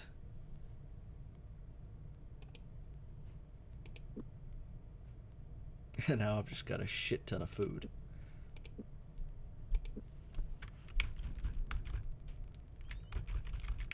Which I gotta find. Where's my bag? There.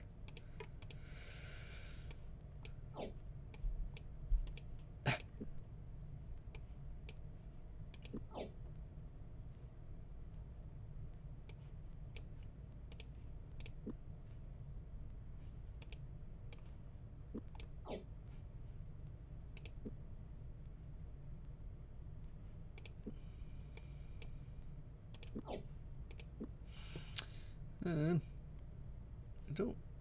Yeah, I don't really need those. Apparently, I do.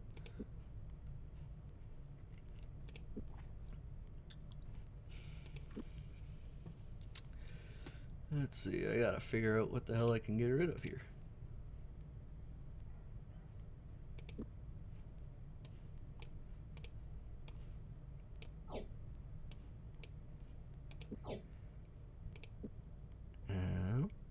Okay.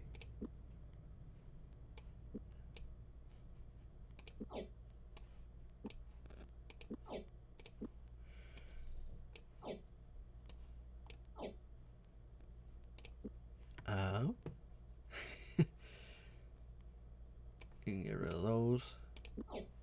Don't need that many arrows.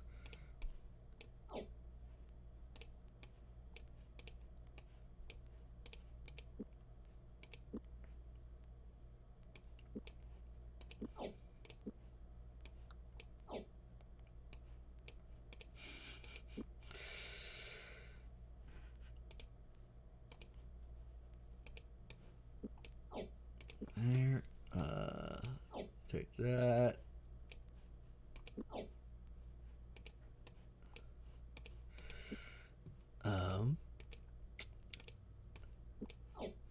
Take that. Okay. How's that? I guess it'll do. So what does that do again? Stealth, or no, scouting is 35. Yours is 50. And if I shove it in the bag, it's 20. Yeah, sure, why not? I'll have to do.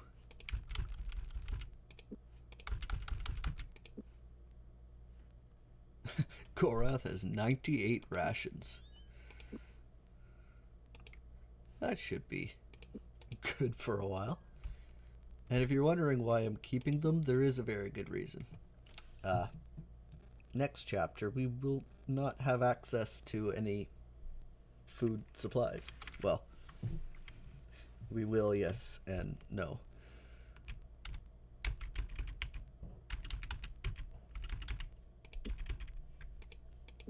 So we're just going to keep this food.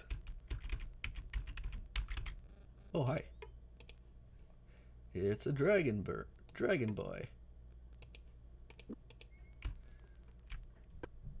Yeah.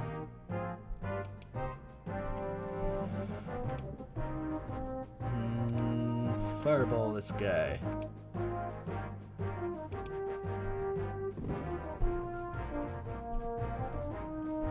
Boom. And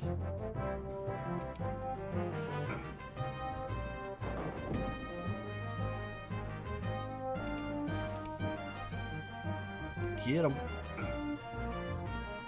Got him.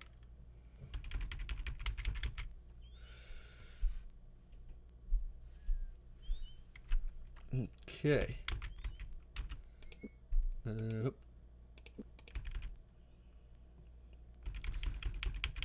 There's a stump. What are you? Oh, I broke one of those. Thanks. Yeah, you can take those. I don't really need them.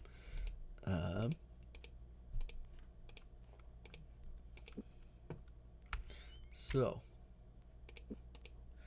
what we're gonna do here is I'm gonna do a little side thing here, because I'm gonna show you what the sleeping glades are all about, because they're right about here.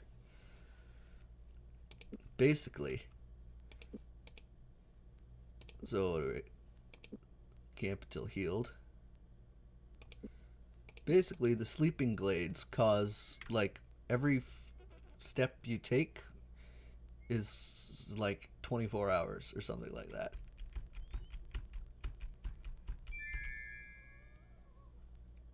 I'm beginning to feel strange. I feel like laying down and taking a nap right here.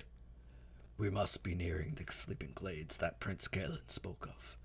I recall he said we should remain close to the mountains once we pass north of a river's fork. We should be able to avoid the effects of the spell if he spoke truly. So, let's see.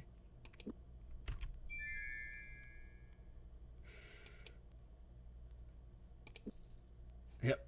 So we were about here, and now we're here. And we've used up an entire day's rations. Up. There we go. Let's get out of there. That wasn't very fun. So, basically,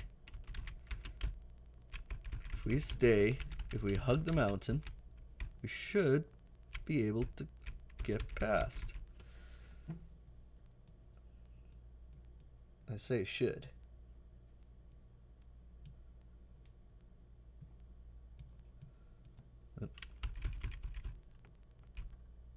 And yeah.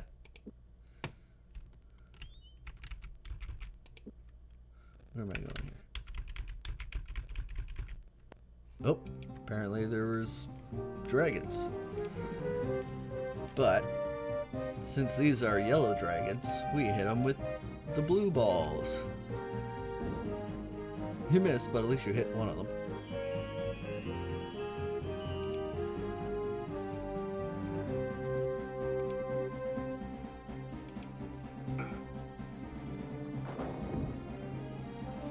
That's not very nice.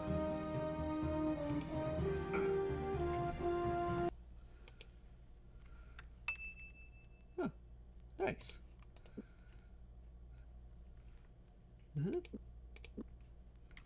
It's very nice. My accuracy in melee has gone up to 69. I know. I'm a child. Let's enter the big scary hole.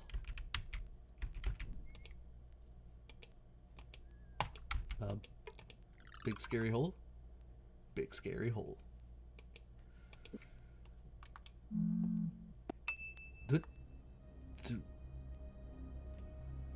That was a whole lot of weird noises. Why did that happen?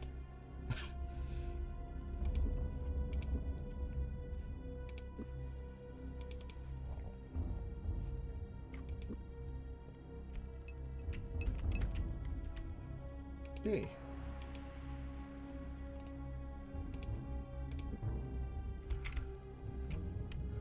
Oh, what are you? A shade. We got some ghosties.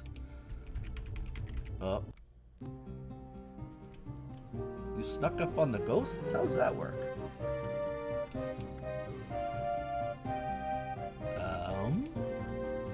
Can I do evil seek on you? Does this work? Yep.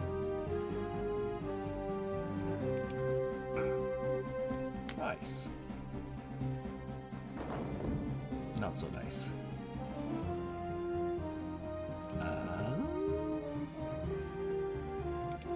Yeah, just do the same spell again. There we go. The creatures had vanished. Stealth.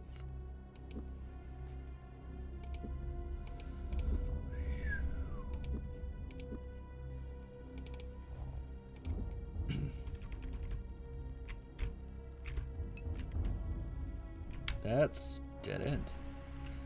How lovely.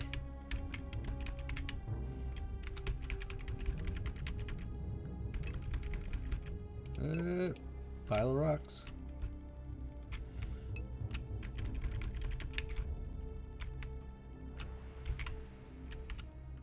Oop. Ah. Thoughts filled his mind, slowing in recollection. Gorath focused on his surroundings. The caverns themselves appeared unremarkable, yet this was a ruin of things ancient. What had been written in the abbot's journal? A chest, shell, might it be? Might it be? Ooh, what's he thinking?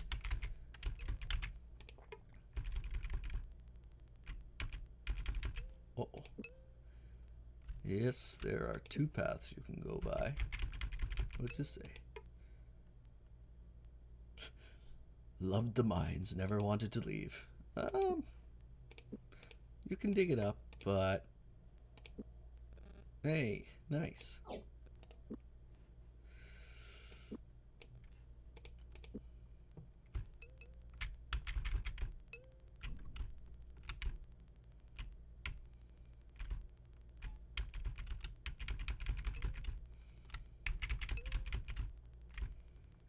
Nope. More ghosts. This time they got the drop on me.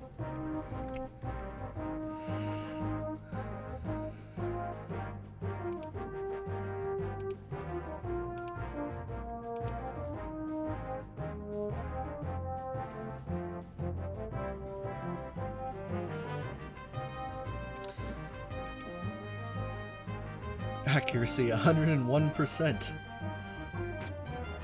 Would have been hilarious if I missed.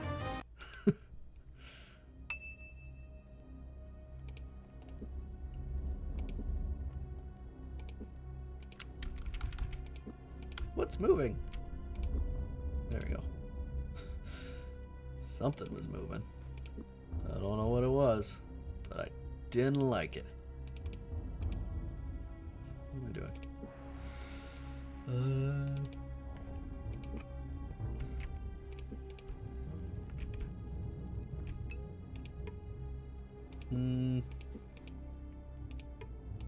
Nope.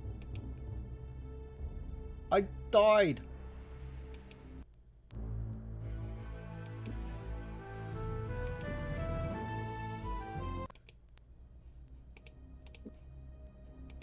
Luckily.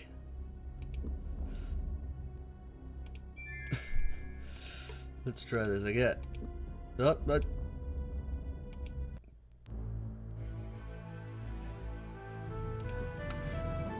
I guess we're gonna leave this chest here. Hopefully there was nothing in there that I needed. It's probably fine.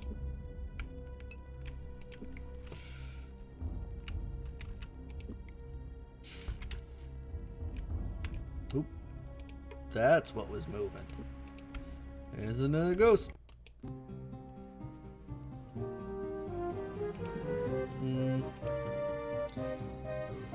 Actually, let's see if this... Let's see if the fairies can do any damage. Cool, get them, fairies.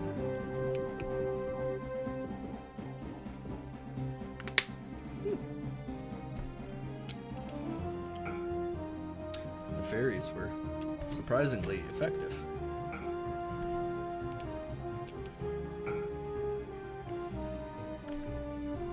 Not bad, not bad.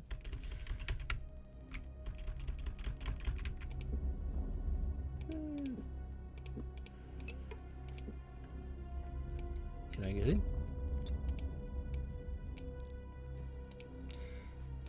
You. No.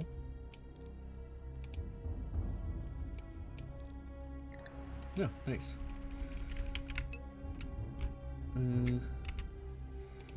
Two chests. Oh, here we go. Don't grow too attached to this thing. Without it, you will never even know it is gone. But be careful, friend. It is much easier to lose on kingdom soil. Huh? I don't know if I remember the answer to this one.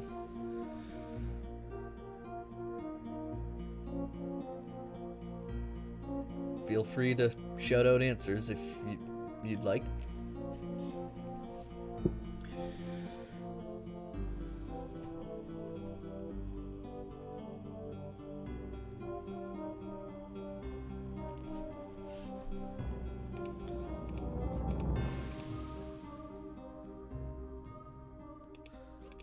Oh, wait. think I maybe have it. Whew.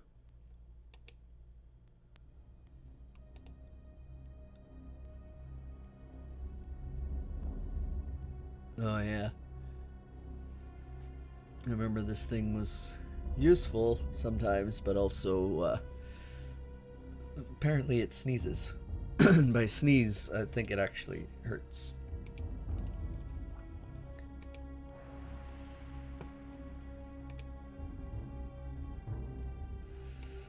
Okay, I already have this spell.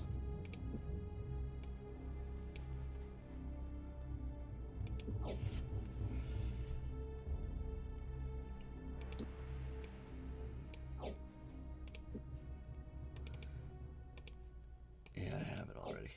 Well, that's fine. Oh, here's another one.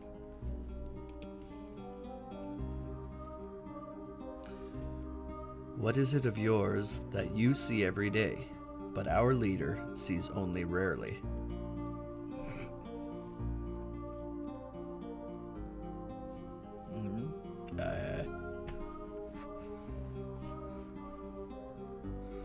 What is it?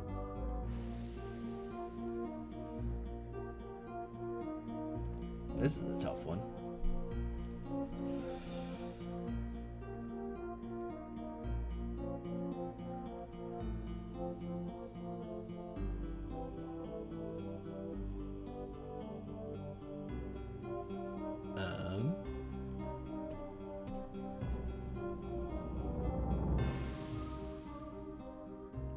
I don't know. See, every day.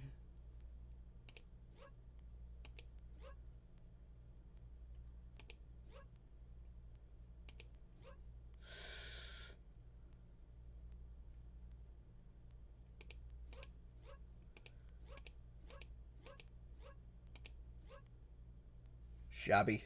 The answer must be shabby.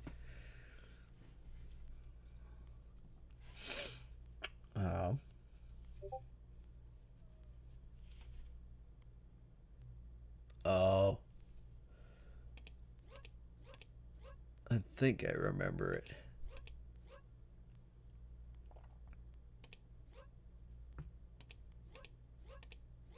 Yeah. I think.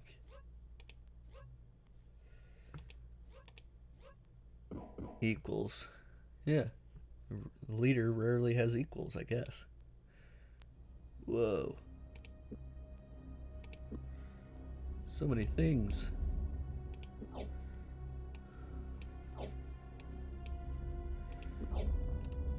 What are you? Mirror wall.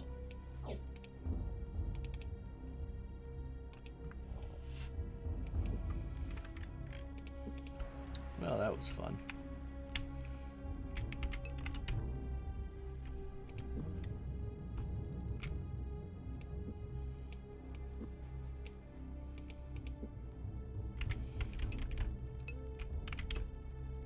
Oop, I see you, ghosties.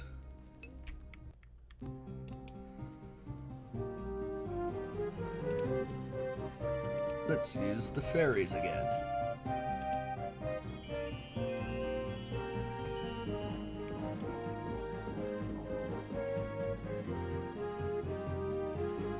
That was less effective than last time.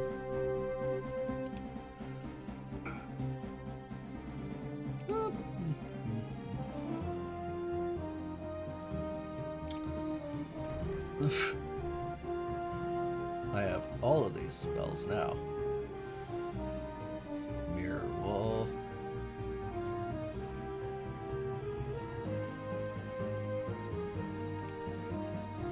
I wonder. Oh, that's how that works.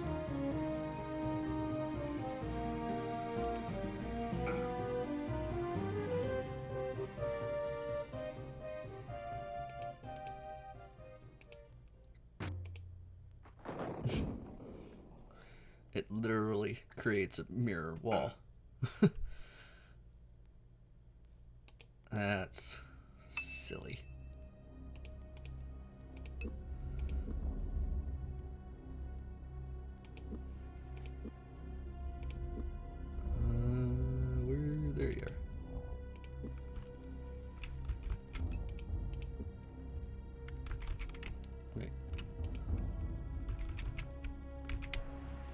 That's probably the main way to go, so let's go in here.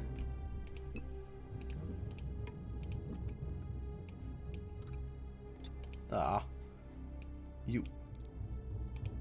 Nope. Nope. Nope. There we go.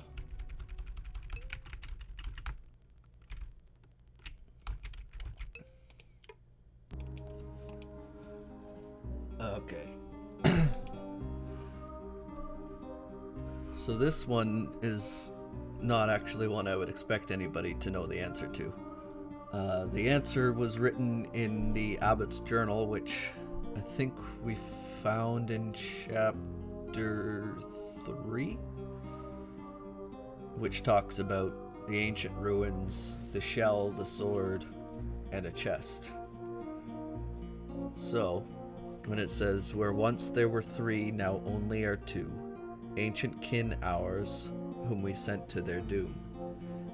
Basically, the Moradel killed off one of the other 3 types of elves. So there are the Eladel, the Moradel, and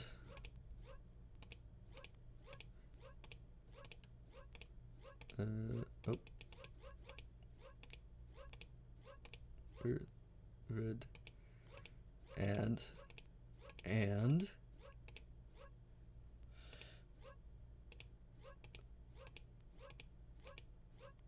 the Glamradel.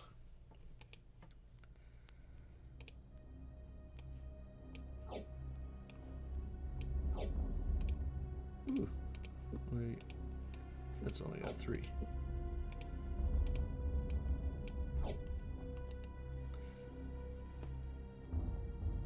Exotic sword.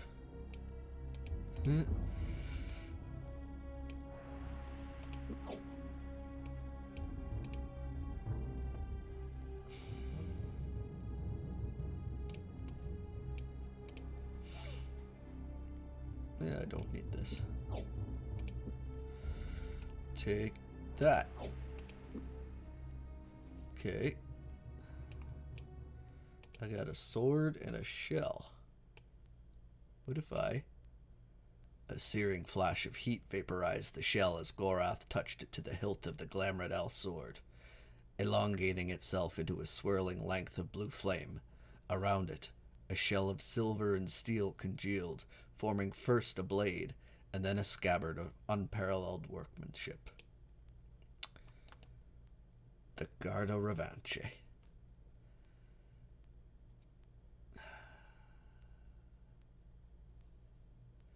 This... Oop, come on. This is the best sword in the game.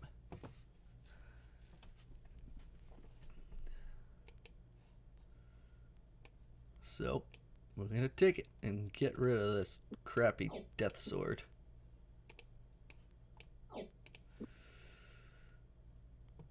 And let's see what kind of damage it could do. Maybe.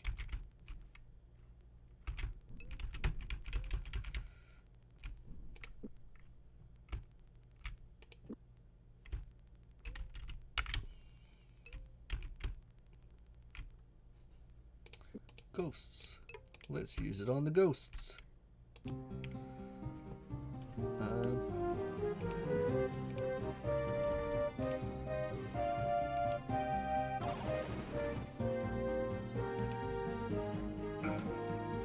Didn't even see how much damage that did. That's dumb. Blind that ghost. I need to see.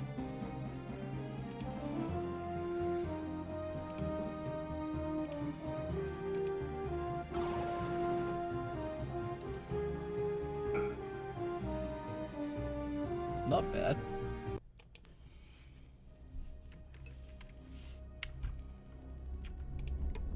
And boom. Owen gaped. Awash in light, Elvindar glistened. Its circuitous fairy walkways, decked in glowing lanterns of brushed gold and crystal. Above, a canopy of silver white leaves arched over the whole of the treetop city, masking from view whether sun or moon reigned in the skies beyond. "Gorath, isn't this the most perfect place you've ever seen?" Owen exclaimed. "I've never dreamt of anything like this." "Squire, if you can hold your tongue for a moment," Gorath said, "it might behoove you to bow to their queen." Flushed with embarrassment, Owen turned heel, shriveling as he noticed the cloaked figures who waited patiently upon their thrones. Quickly he folded in obeisance, hoping sincerely that human manners would be appropriate in the elven court. "We have come from Krondor with news about Pug of Stardock." I didn't know who was talking there. Owen said, "We were in hopes." "Silence, child," Queen Aglorana spoke gently, her pale blue eyes glowing in the shadows. "Though we would hear of our dear friend Pug, we first must attend to the unraveling of eons." Inclining her head towards Gorath, her voice and composure took on a grave edge. "You have come before us as a Moradel, but never may you leave Elvendar as such. Are you willing to return to us, your ancient kin, cousin?" Rage flashed in his eyes. Trembling with emotion, Gorath advanced on the queen, his hand darting to the hilt of his sword. "No, Gorath!" Owen gasped, knowing his voice was too small to stay his friend's wrath. "You can't!" "I was Gorath of the Clan Ardanian," he spat, his voice thick with an ageless contempt. Color drained from his face as he gripped ever more tightly the sword at his side. "I am Gorath, and I formerly returned to the Eladel, and swear fealty to Aglorana, Queen of Elves, and to Tomas, Prince Consort and War Leader." Falling to one knee, he knelt low before Aglorana's feet. "I am yours to command, lady." His heart hammering an unsteady tattoo in his chest, Owen stared in frank appraisal of the elves before him. Except for a glazed expression lingering on Prince Consort Tomas's face, he saw no evidence that any of them had witnessed anything unusual. "Rise. From this day forward, you are no longer Moradel, Gorath," Aglorana said. "You are a member of the family of Elvendar, and of the Eladel. When your quest is done, you will return here to be one with us. That is our desire." "What is this news of Pug?" As if wakening from a dream, the elven war leader spoke the magician's name with great concern, his dark eyebrows rising in interest as Owen began to elaborate the details. At times he would request that certain details be repeated, but always his glassy eyes became sharply focused when Owen spoke the names of Pug and members of Urutha's court. "By the moons, that means trouble," Tomas coughed, as the boy finished his tale. "The Book of Macros is not a book, but instead a gift that Pug gave to me long ago. I was to use it to come to him if ever he left that message for me. I must go." "You cannot, love. Even now I can sense the effects of the pain-killing herbs beginning to wear off," Aglorana said, laying a pale hand on Tomas's shoulder. As if broaching a delicate subject, she continued quietly. 3 days ago, the war leader was struck with a poisoned blade. Only last evening did his fever abate, but he demanded to be brought here when he heard that a Moradel was returning. He hasn't the strength for the trip. You must go in his stead." "Don't try my patience, Aglorana. Pug needs my help, and I shall go." Struggling to gain his feet, he blanched with the effort. standing straight only by groping the back of his throne. "How many of our kin carried you here, my warlord?" the queen asked, her voice laced with concern. "Was it 5 or 6? You are no longer possessed by the soul of Ashen Sugar, and you are no longer gifted with immortality. None doubt your strength or loyalty, Tomas, but you owe it to Pug to send able help." "As always, my love, you are wise," Tomas whispered, his strength beginning to fail him. Reaching beneath the seat of his throne, he brought forth a leather tome covered with dust.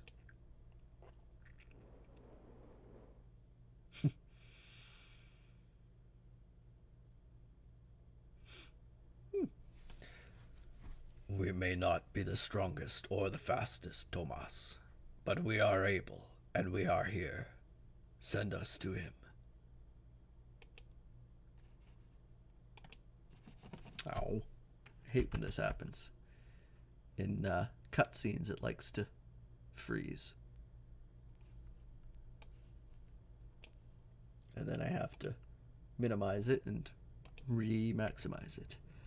"I have little choice." Nope, that's the wrong voice. "I have little choice. You, Gorath, shall be my emissary in this. May the blessings of Elvendar go with you, and tell Pug I am sorry." There we go. Okay, I guess you're staying in small mode until we get out of this cutscene. "We shall."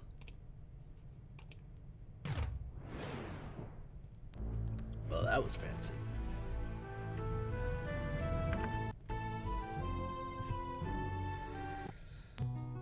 Bells tolled in the towers of Northwarden. All right. Jubilant guards shouted from the walls. Slapped backs exchanged war stories only days old. Already a bard was milling through the crowd, gathering names and places, scribbling them down as fast as he could. Tonight they would gather, and they would drink, and they would pay old Tammany the minstrel each time he sang their names. Listening to the general hubbub drifting in through an open shutter, Senior James allowed himself a grim smile as he dropped down to where Arutha and Locklear conferred over a battle map. "But by day's end, I warrant that Delicon will have died on the sword point of every man here," James said. "It's a shame he wasn't really leading that raid." "Indeed," Arutha said, his eyes shrouded as he brooded about something.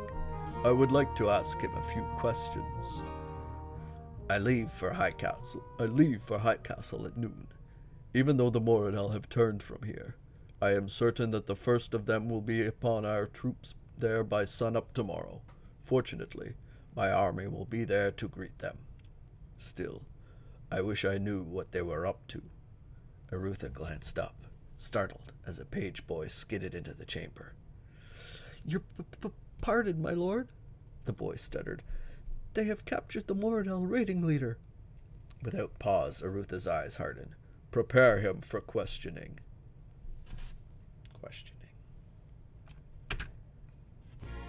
Yeah, that looks fun. "Cooperate now, Moradel, and I promise you'll live to see your children become adults. Daunt me and I'll have your eyes for necklace beads and your manhood for an inkwell." Ew. "My death will be unimportant." "If you think we shall torture you unto death, I would advise that you ponder my mood. Anxious though I am to have answer, I will keep you screaming this side of death a month or a year, or until I feel well satisfied that we have heard all that you have to say." "A day, a month, you've already lost. Nail my entrails to your doorpost. Feed my brains to your dogs. It will not matter. Even if you act now, you will be too late." "You will win only pain for your trouble. Instruct him, torturer."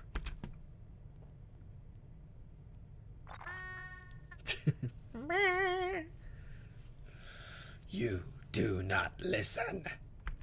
We know the secret of Sethanon. We shall free him. What secret? Why to Sethanon? 10 years ago we attacked with Myrmendamus. You captured, imprisoned him. Deluded fool, we killed Myrmendamus at Sethanon and burned his bones for potash. There is nothing there for Delicon to find. A lie. We have spied. What else could you guard so closely? How does he think you will win past our garrison at High Castle? He hasn't enough men.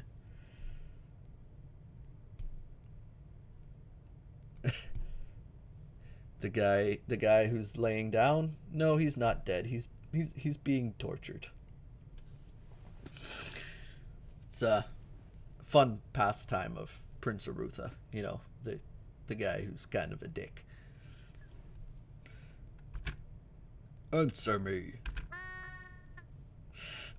I love that sound. Rift machine. The Six have a machine. It can take them place to place, like a door between great distances. Even while your troops die at Sethanon, we will walk through the machine. We shall be through the Dimwood and inside Sethanon a week before you can reach us. Your troops will be exhausted. The day will be ours. A rift machine inside the Dimwood. That bastard Serani magician has been consorting with Delicon. Torturer, tell Signor James and Locklear to ride to the Dimwood. They must find and destroy that rift machine while I hide to High Castle and divert our forces once more. Time is of the essence. So, you came at the perfect time to see another chapter full of James.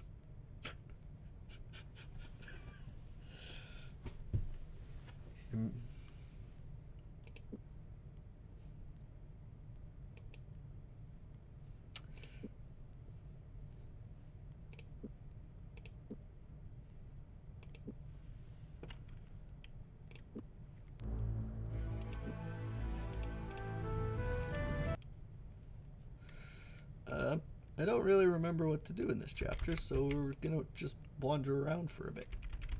I think. I thought I saw a house here somewhere. Oop, I did. There's nobody living there.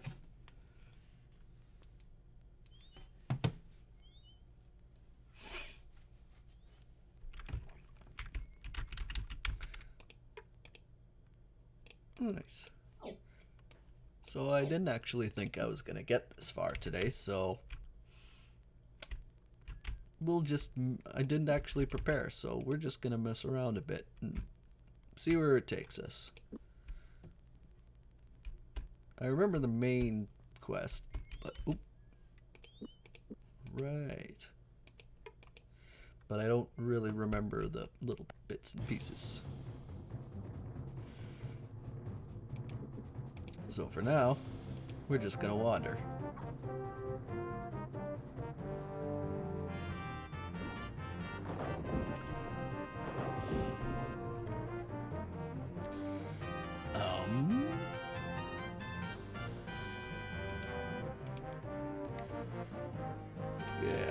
Yeah.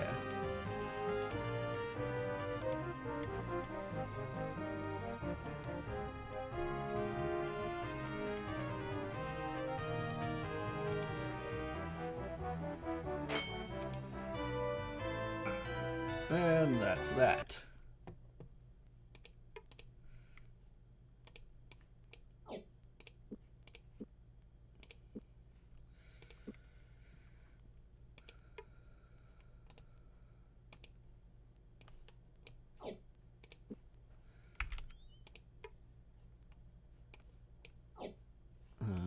So wait, you have that one.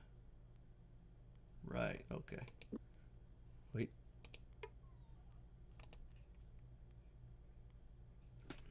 Yes, It is James. I'm sorry. You came too late. We're now back with James again.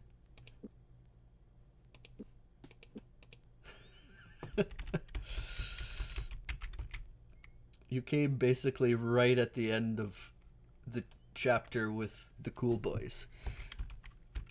And, well, now we've got to beware dangerous forest. Where am I? Oh, I'm in the north end of the Dimwood.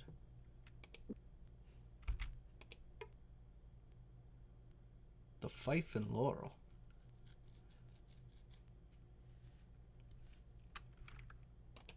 Hmm.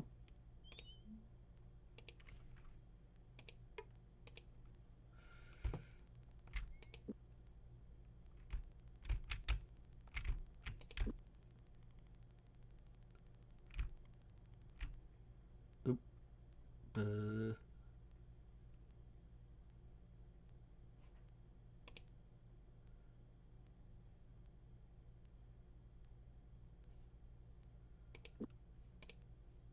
Wait, what?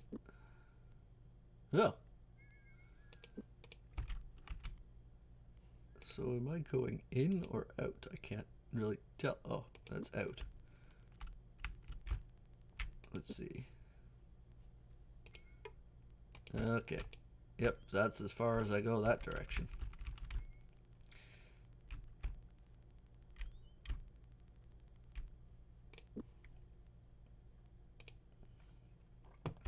So how was your day, Allison? Besides joining the stream just to see that James is back.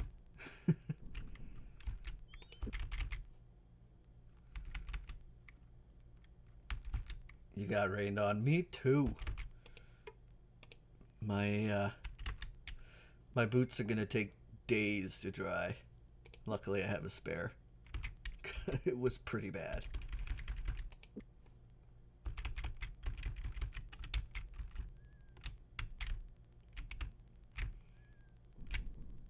But yeah, basically at work it rained pretty much all until noon. Yeah, at least your boots stayed dry.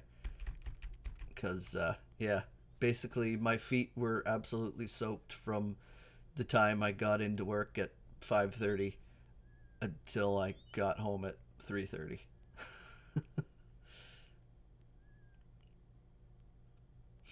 Waterproof on the outside. Yeah, my current boots are in desperate need of replacement. Uh, they're not waterproof at all, and there's lots of holes in them. So I definitely should have worn my rubber boots. Oh, what's this guy doing? Patris was beginning to look pale.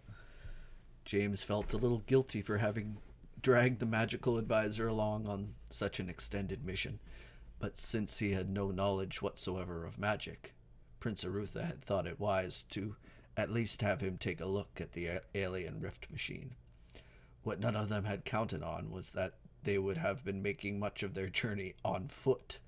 For days they had ridden at a panicked pace, astride 3 of the finest chargers lent from the stables at Northwarden. Driven too hard for too long, the horses had all died within hours of one another, expiring long before they had reached the outer rim of the Dimwood forest. From there they had been forced to walk, sneaking past a patrol of goblins who were taking up a defensive position on the road leading north out of the Dimwood. Yeah, there's so many wet feet. It's pretty gross. But, yeah. For the next couple of days, I'll be wearing my rubber boots, which also are my winter boots. So hopefully it doesn't get too warm. Otherwise, my feet and my legs are going to be still gross. Now, far behind enemy positions and without quick transport, they had a very difficult task ahead of them. So, nothing much to accomplish. Find something the size of a man in the whole of the Dimwood. Shouldn't be too difficult. Not the most difficult thing Arutha has ever had us do. Remember that berry hunt we went on after the Rift War? Very nearly wouldn't have found them if we hadn't realized the rainfall had been heavier that year. I'm just sorry we had to drag poor old Patris along on this one. You worry about your own skins, you whelps.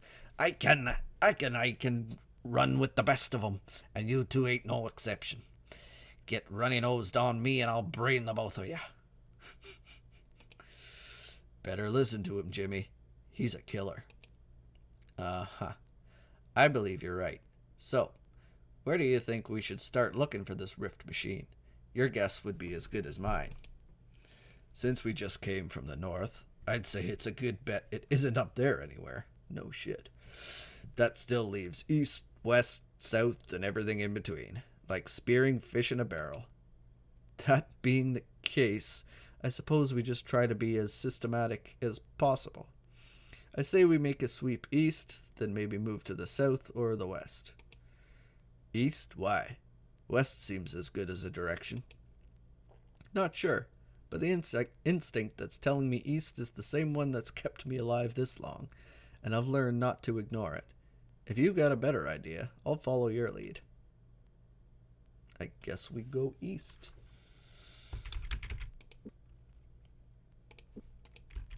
And see what happens.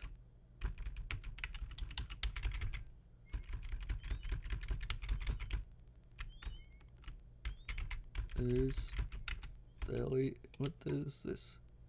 Barloo tons. He forgot to concentrate.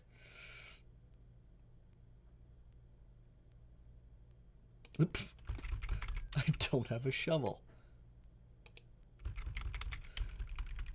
I guess I don't get to dig up any bodies today. Just wander around in the forest.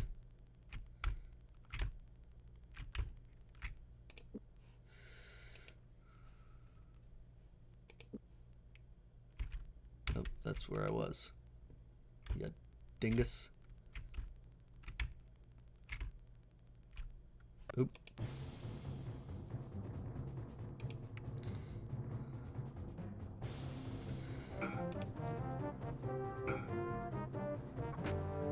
Oh. Get him.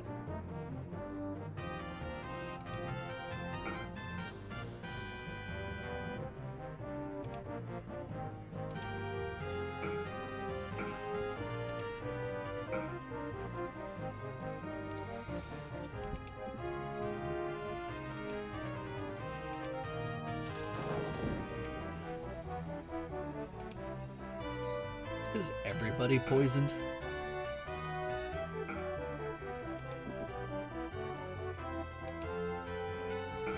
Oh, nope. James isn't poisoned.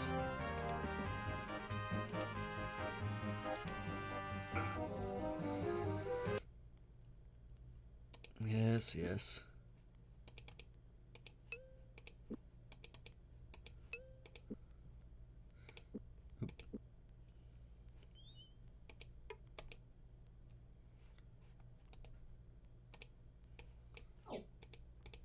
Wait, who's got the most food? Yeah. Why do you have two different kinds of rations?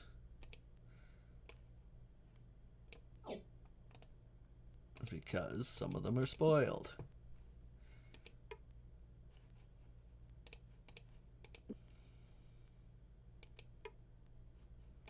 Nice.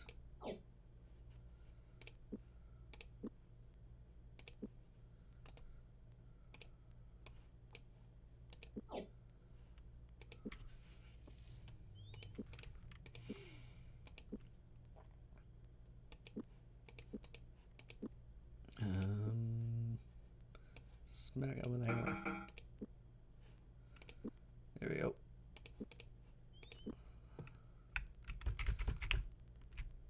Oop.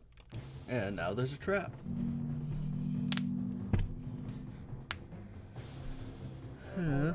Okay, let's see.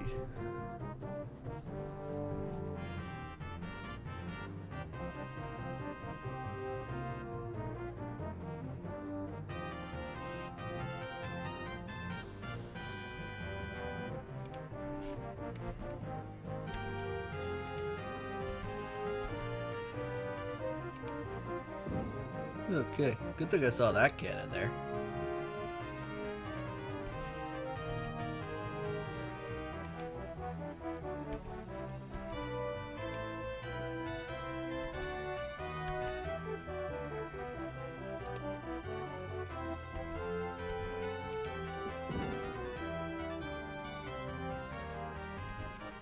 Easy peasy. Nice. Hey, cool. Oh. I can't read.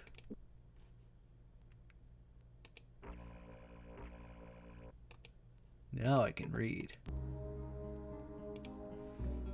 Has feathers but can't fly. Rests on legs but can't walk. What do you think? It has feathers but can't fly. Rests on legs but can't walk.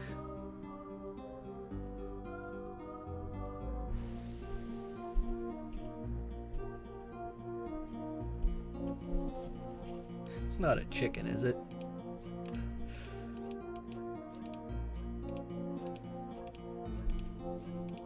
Okay, it's not chicken.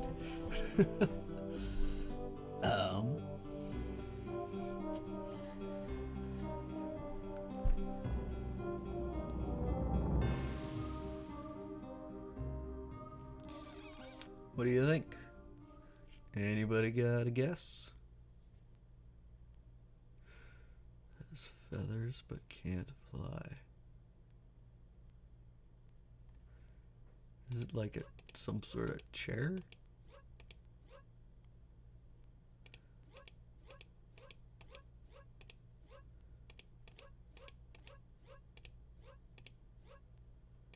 Wait. Wait. Ah, it's a feather bed mattress. Mirror wall.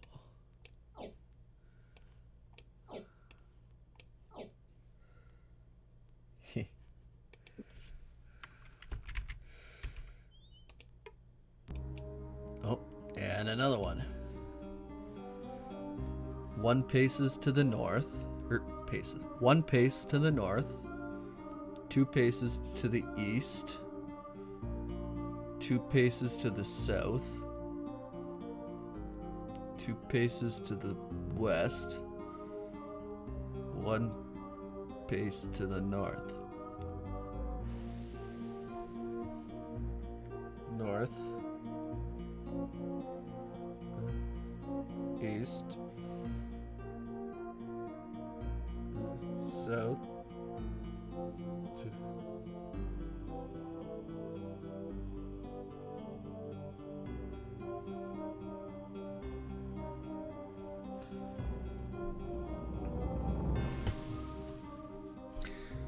I think I know the answer to this one.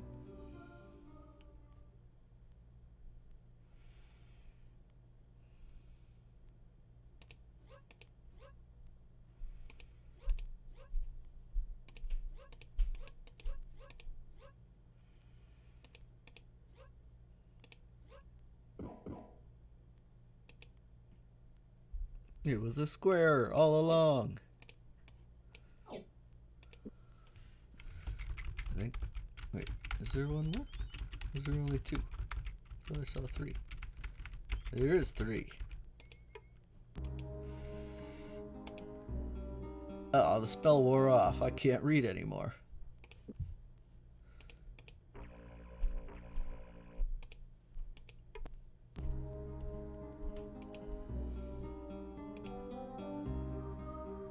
It flies without wings, drops without fear, But held in warm hands, it will soon disappear.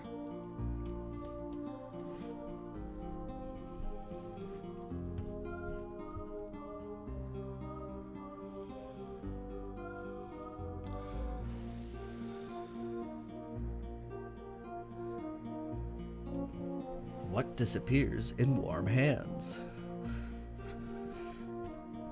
And also flies.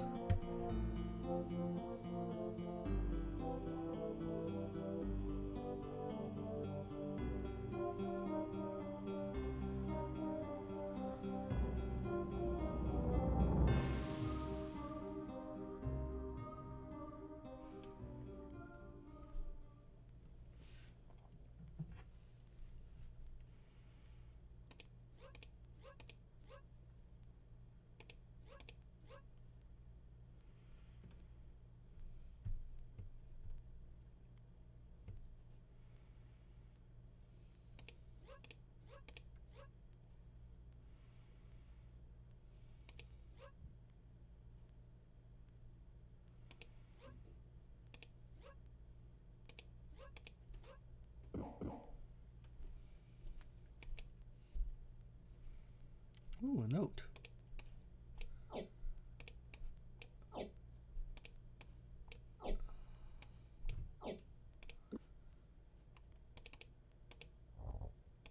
What's this say? Members of the Dragon's Maw Company should be advised that Morelf has ordered a change of passwords for the Dimwood until further notice. Accept no password other than Nerub's blood. Good to know, I guess.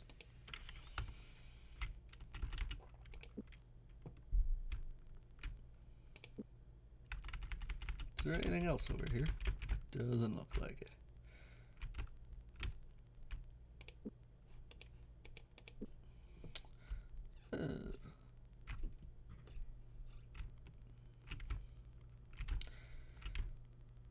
This is probably my least favorite chapter. Just because basically it's just a whole lot of wandering around. Hey. Oh, who's poisoning the deers? It's not fun.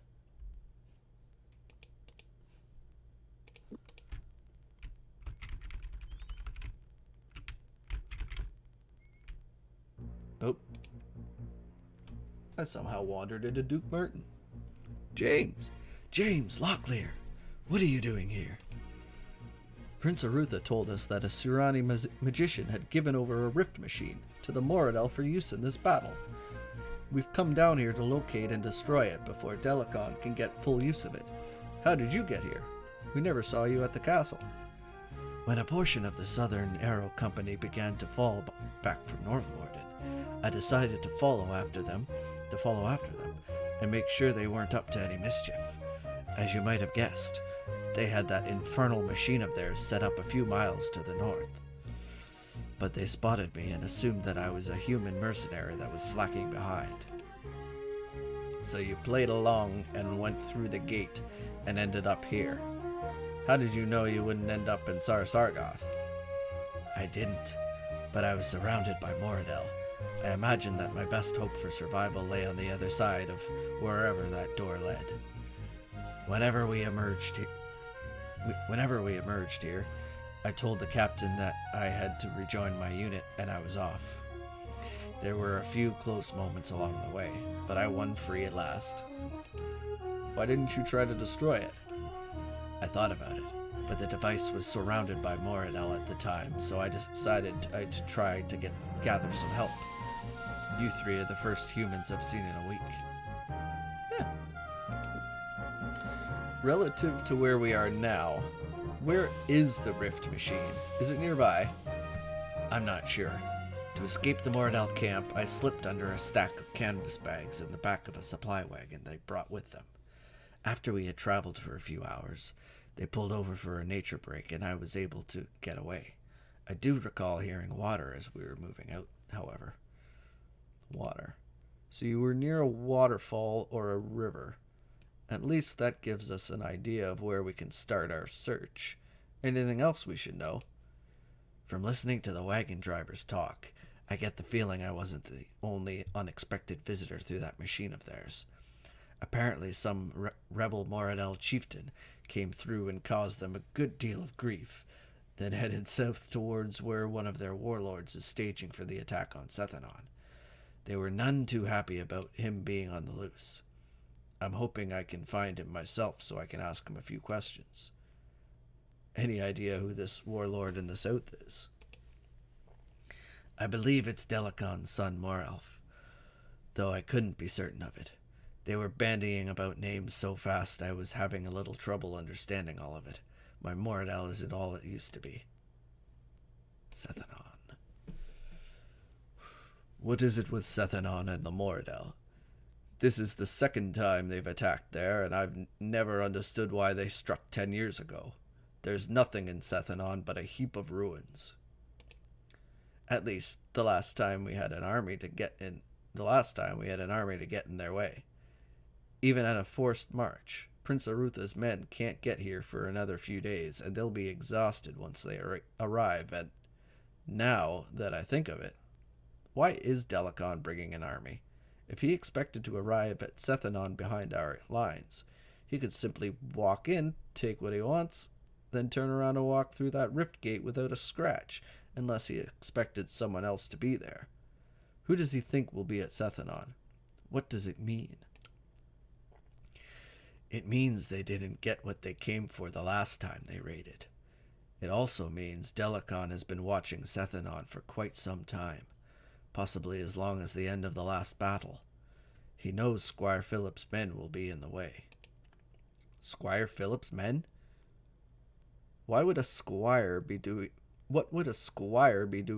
leading a counterattack? It would take me too long to explain it to you at this moment. Suffice to say, I don't think Delacon and his men will be having a good day once they get to Sethanon. If we're lucky, they will be deterred long enough for Arutha to start nibbling away at their flanks.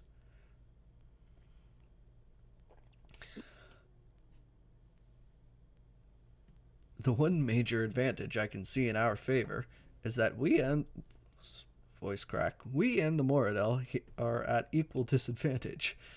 Neither of us will have a clear supply of materials, and they will have to hold some of theirs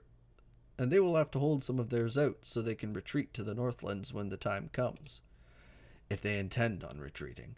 They didn't seem to be too interested in it the last time they came. A bit of advice, though. If you come across any food, I'd suggest holding on to it. We found several of their food caches and poisoned them as we did at Northwarden, and with 2 armies marching through here at the same time, I imagine food is about to get scarce. As unpleasant an option as it may seem, you may have to resort to taking food off dead Moradel. It's not like it'd be the first time. Okay, goodbye, Mr. You. Oh. Look at him. Look at him. He's just... He thinks he's being sneaky, hiding behind the tree.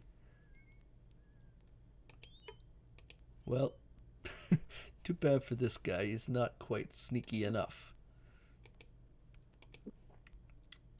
Wait a minute. So. Ha! Got him. Spooked him pretty good. Hey, hey, hey, hey.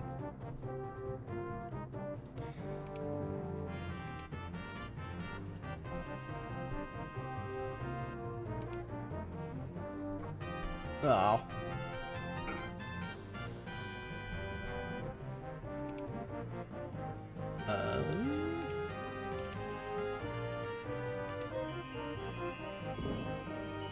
Oh, that wasn't very nice.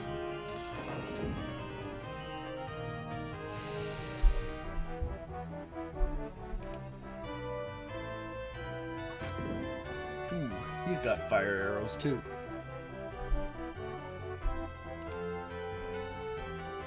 Uh-oh.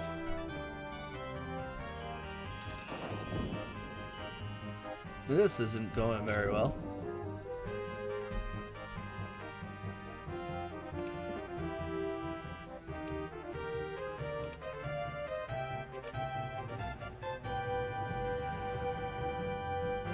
There we go. Now it's going okay. Well, James is dead, but that's fine. I think. I mean, preferably nobody would be dead, but if it had to be anybody, it's okay that it's James who's dead. There we go.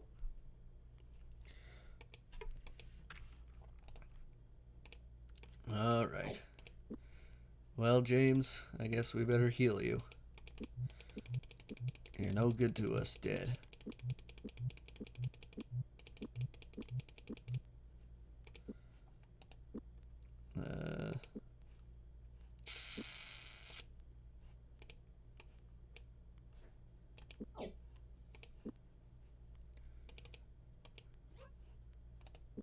Nobody's poisoned, right? Right. Okay. Do do do do do. Ooh. Nice. Mm-hmm. Mm-hmm.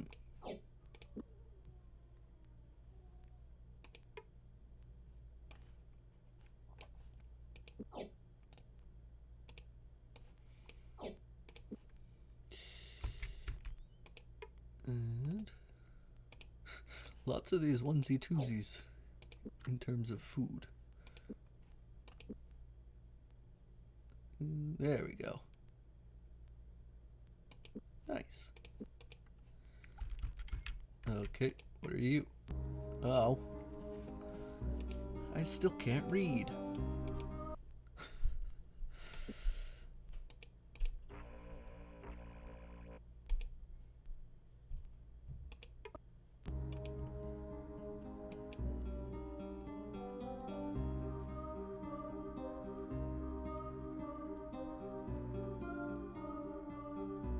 I think that's supposed to be stay away from these hideous beasts. They kill our females and children's. Well, I think it's supposed to be trolls. Ooh, spell.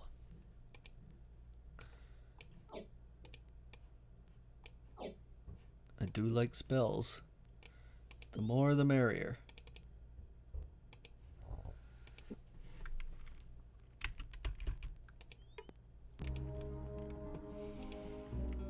What, really? I already can't read.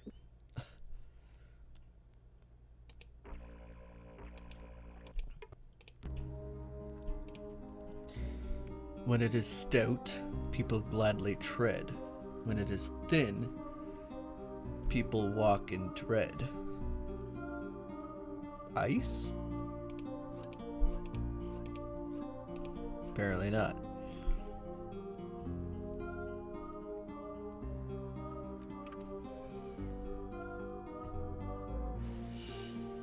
When it is stout,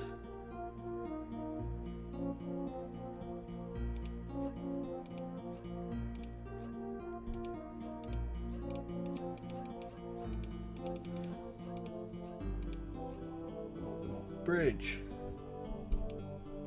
That makes sense.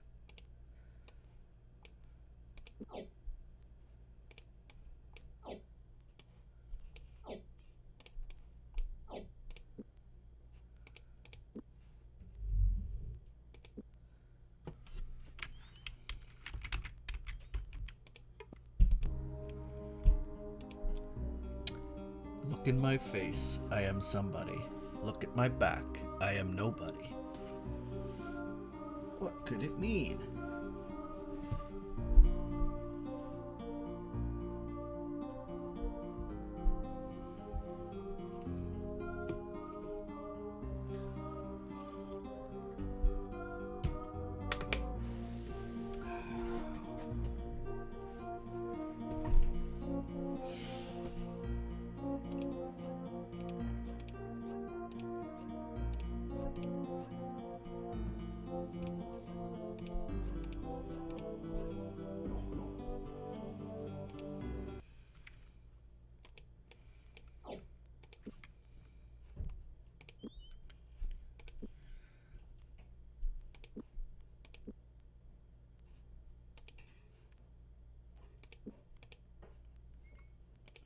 Okay.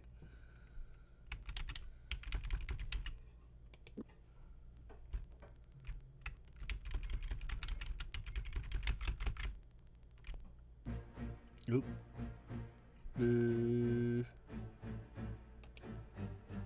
Hey, it's Obkar. I too have difficulties. I am Obkar. Perhaps it may be that we can help one another. You're assuming quite a bit. I don't think any of us have good reason to trust you, Moradel. Just now, you felt the pelt of my stones, each which hit your head just as easily as would have a Moradel throwing knife. If I had wished you harm, you would already have been dead. True enough, you speak the common tongue remarkably well. Handy skill for a spy. We cannot trade our goods with the traders who come from the kingdom, or from far-off places if we speak only our native tongue.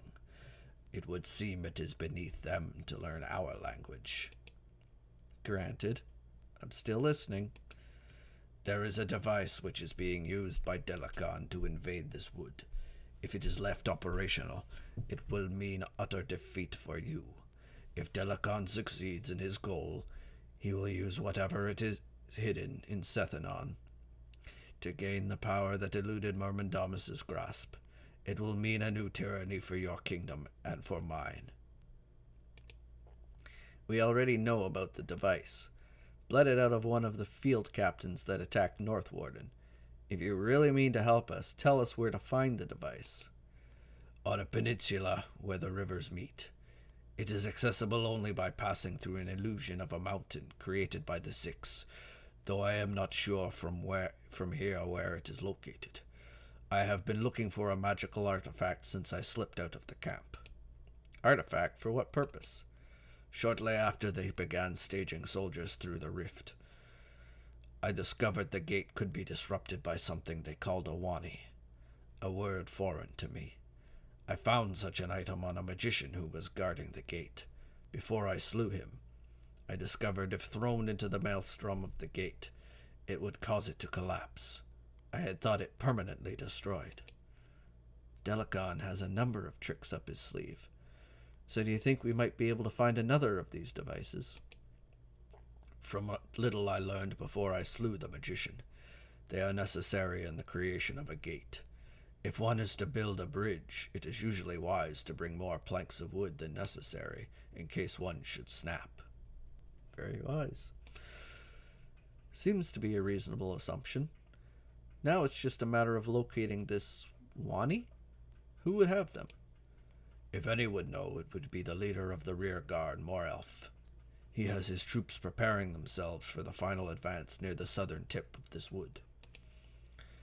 Then I suppose it's time we went and had a talk with him. Had a talk with him, Jimmy? Do you propose we simply walk up to him and ask for this device that will destroy his campaign? Not without saying hello first. We'll pose his equations and hope he doesn't see through us. In all this chaos, he can't possibly know everyone in all his companies. An admirable gamble. I approve. Hear that, Lockie? The Moradel approves. It must be a good idea. Let's get moving before I regain my common sense. Goodbye, Obkar. All right. Nice meeting that guy again. I still don't know where I am. Oop. I am here. Wherever here is. Oop, poisoned rations. I see. Wait. Exploded.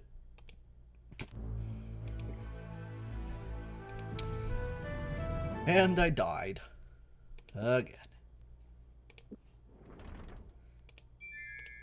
Let's try this. Chest is trapped, and now it's deactivated. Ooh, what are you? Unfortunate flux. Nice. Now you can cast the fairies too.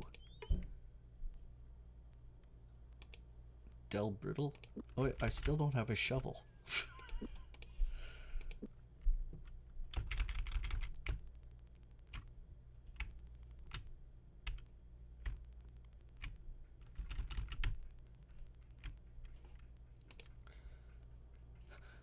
How is it the Moradel have scouts in the Dimwood?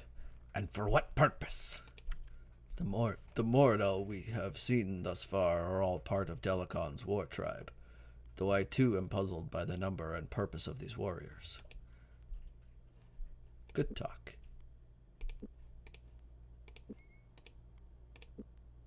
There's probably gonna be guys at this here Demda Bridge. Oh yeah, that's a whole gaggle of goblins.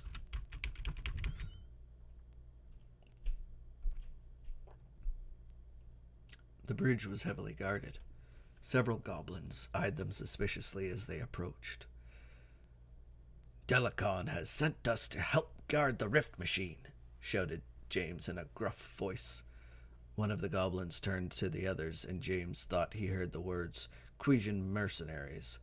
This was followed by some laughter, which died down almost as quickly as it had begun. "What's the password?" demanded a goblin. James stepped forward. His stomach in knots, he fought desperately to remember the note he'd found in the fairy box. Oh, yeah. "Perhaps a sharp rap to your skull with the blade of my weapon would help you remember." "Narub's blood."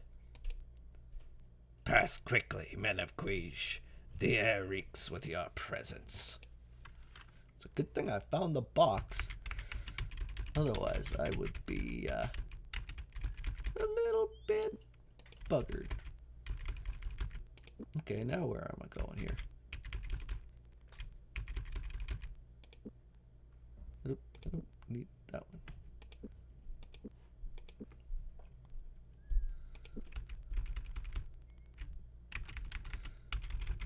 Well, I don't know where to go.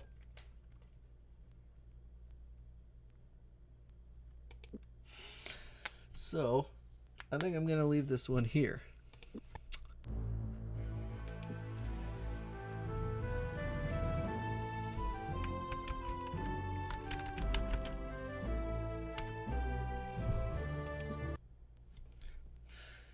That way, it gives me a chance to find my bearings and figure out where the hell I need to go next.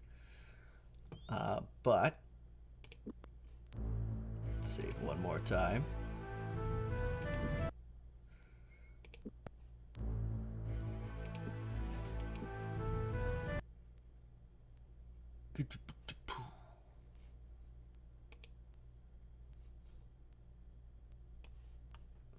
Thank you, everybody who joined.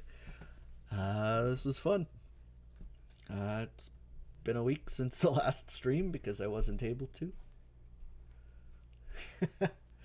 Find a place to leave James. Yeah, that would be a good idea. Fortunately, this is the final chapter we have to deal with him. So, bonus, I guess? Yes. Thursday, that is our top priority.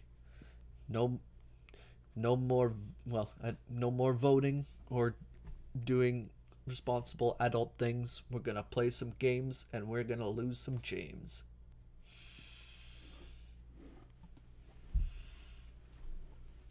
I think the chapter should actually go pretty quick once I figure out where I need to go, because basically it's just a matter of finding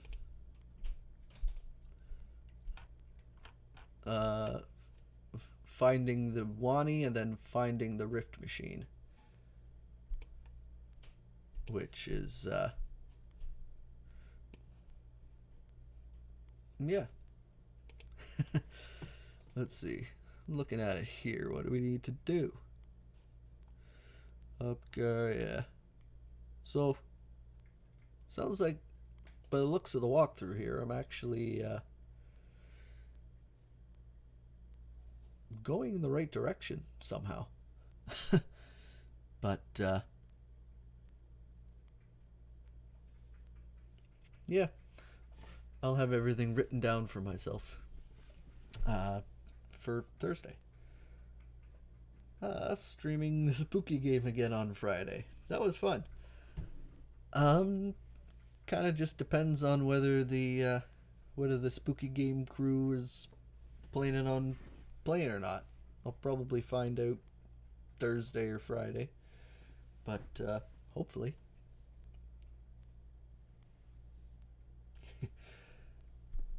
I even figured out I figured out how to raise the brightness, so it shouldn't be quite so dark next time. But for sure, I will let you know. And yeah, because yeah, it is a pretty fun game, and I think we're starting to get the hang of it. I'm pretty sure I'm usually still the first person to die, but it's baby steps. Anyway, yeah, thank you so much for joining, and I will see you and everybody else on Thursday. It's my bravery. Yes, I bravely stampede into the clutches of the ghost every time. On that note, have a good night. See you on Thursday.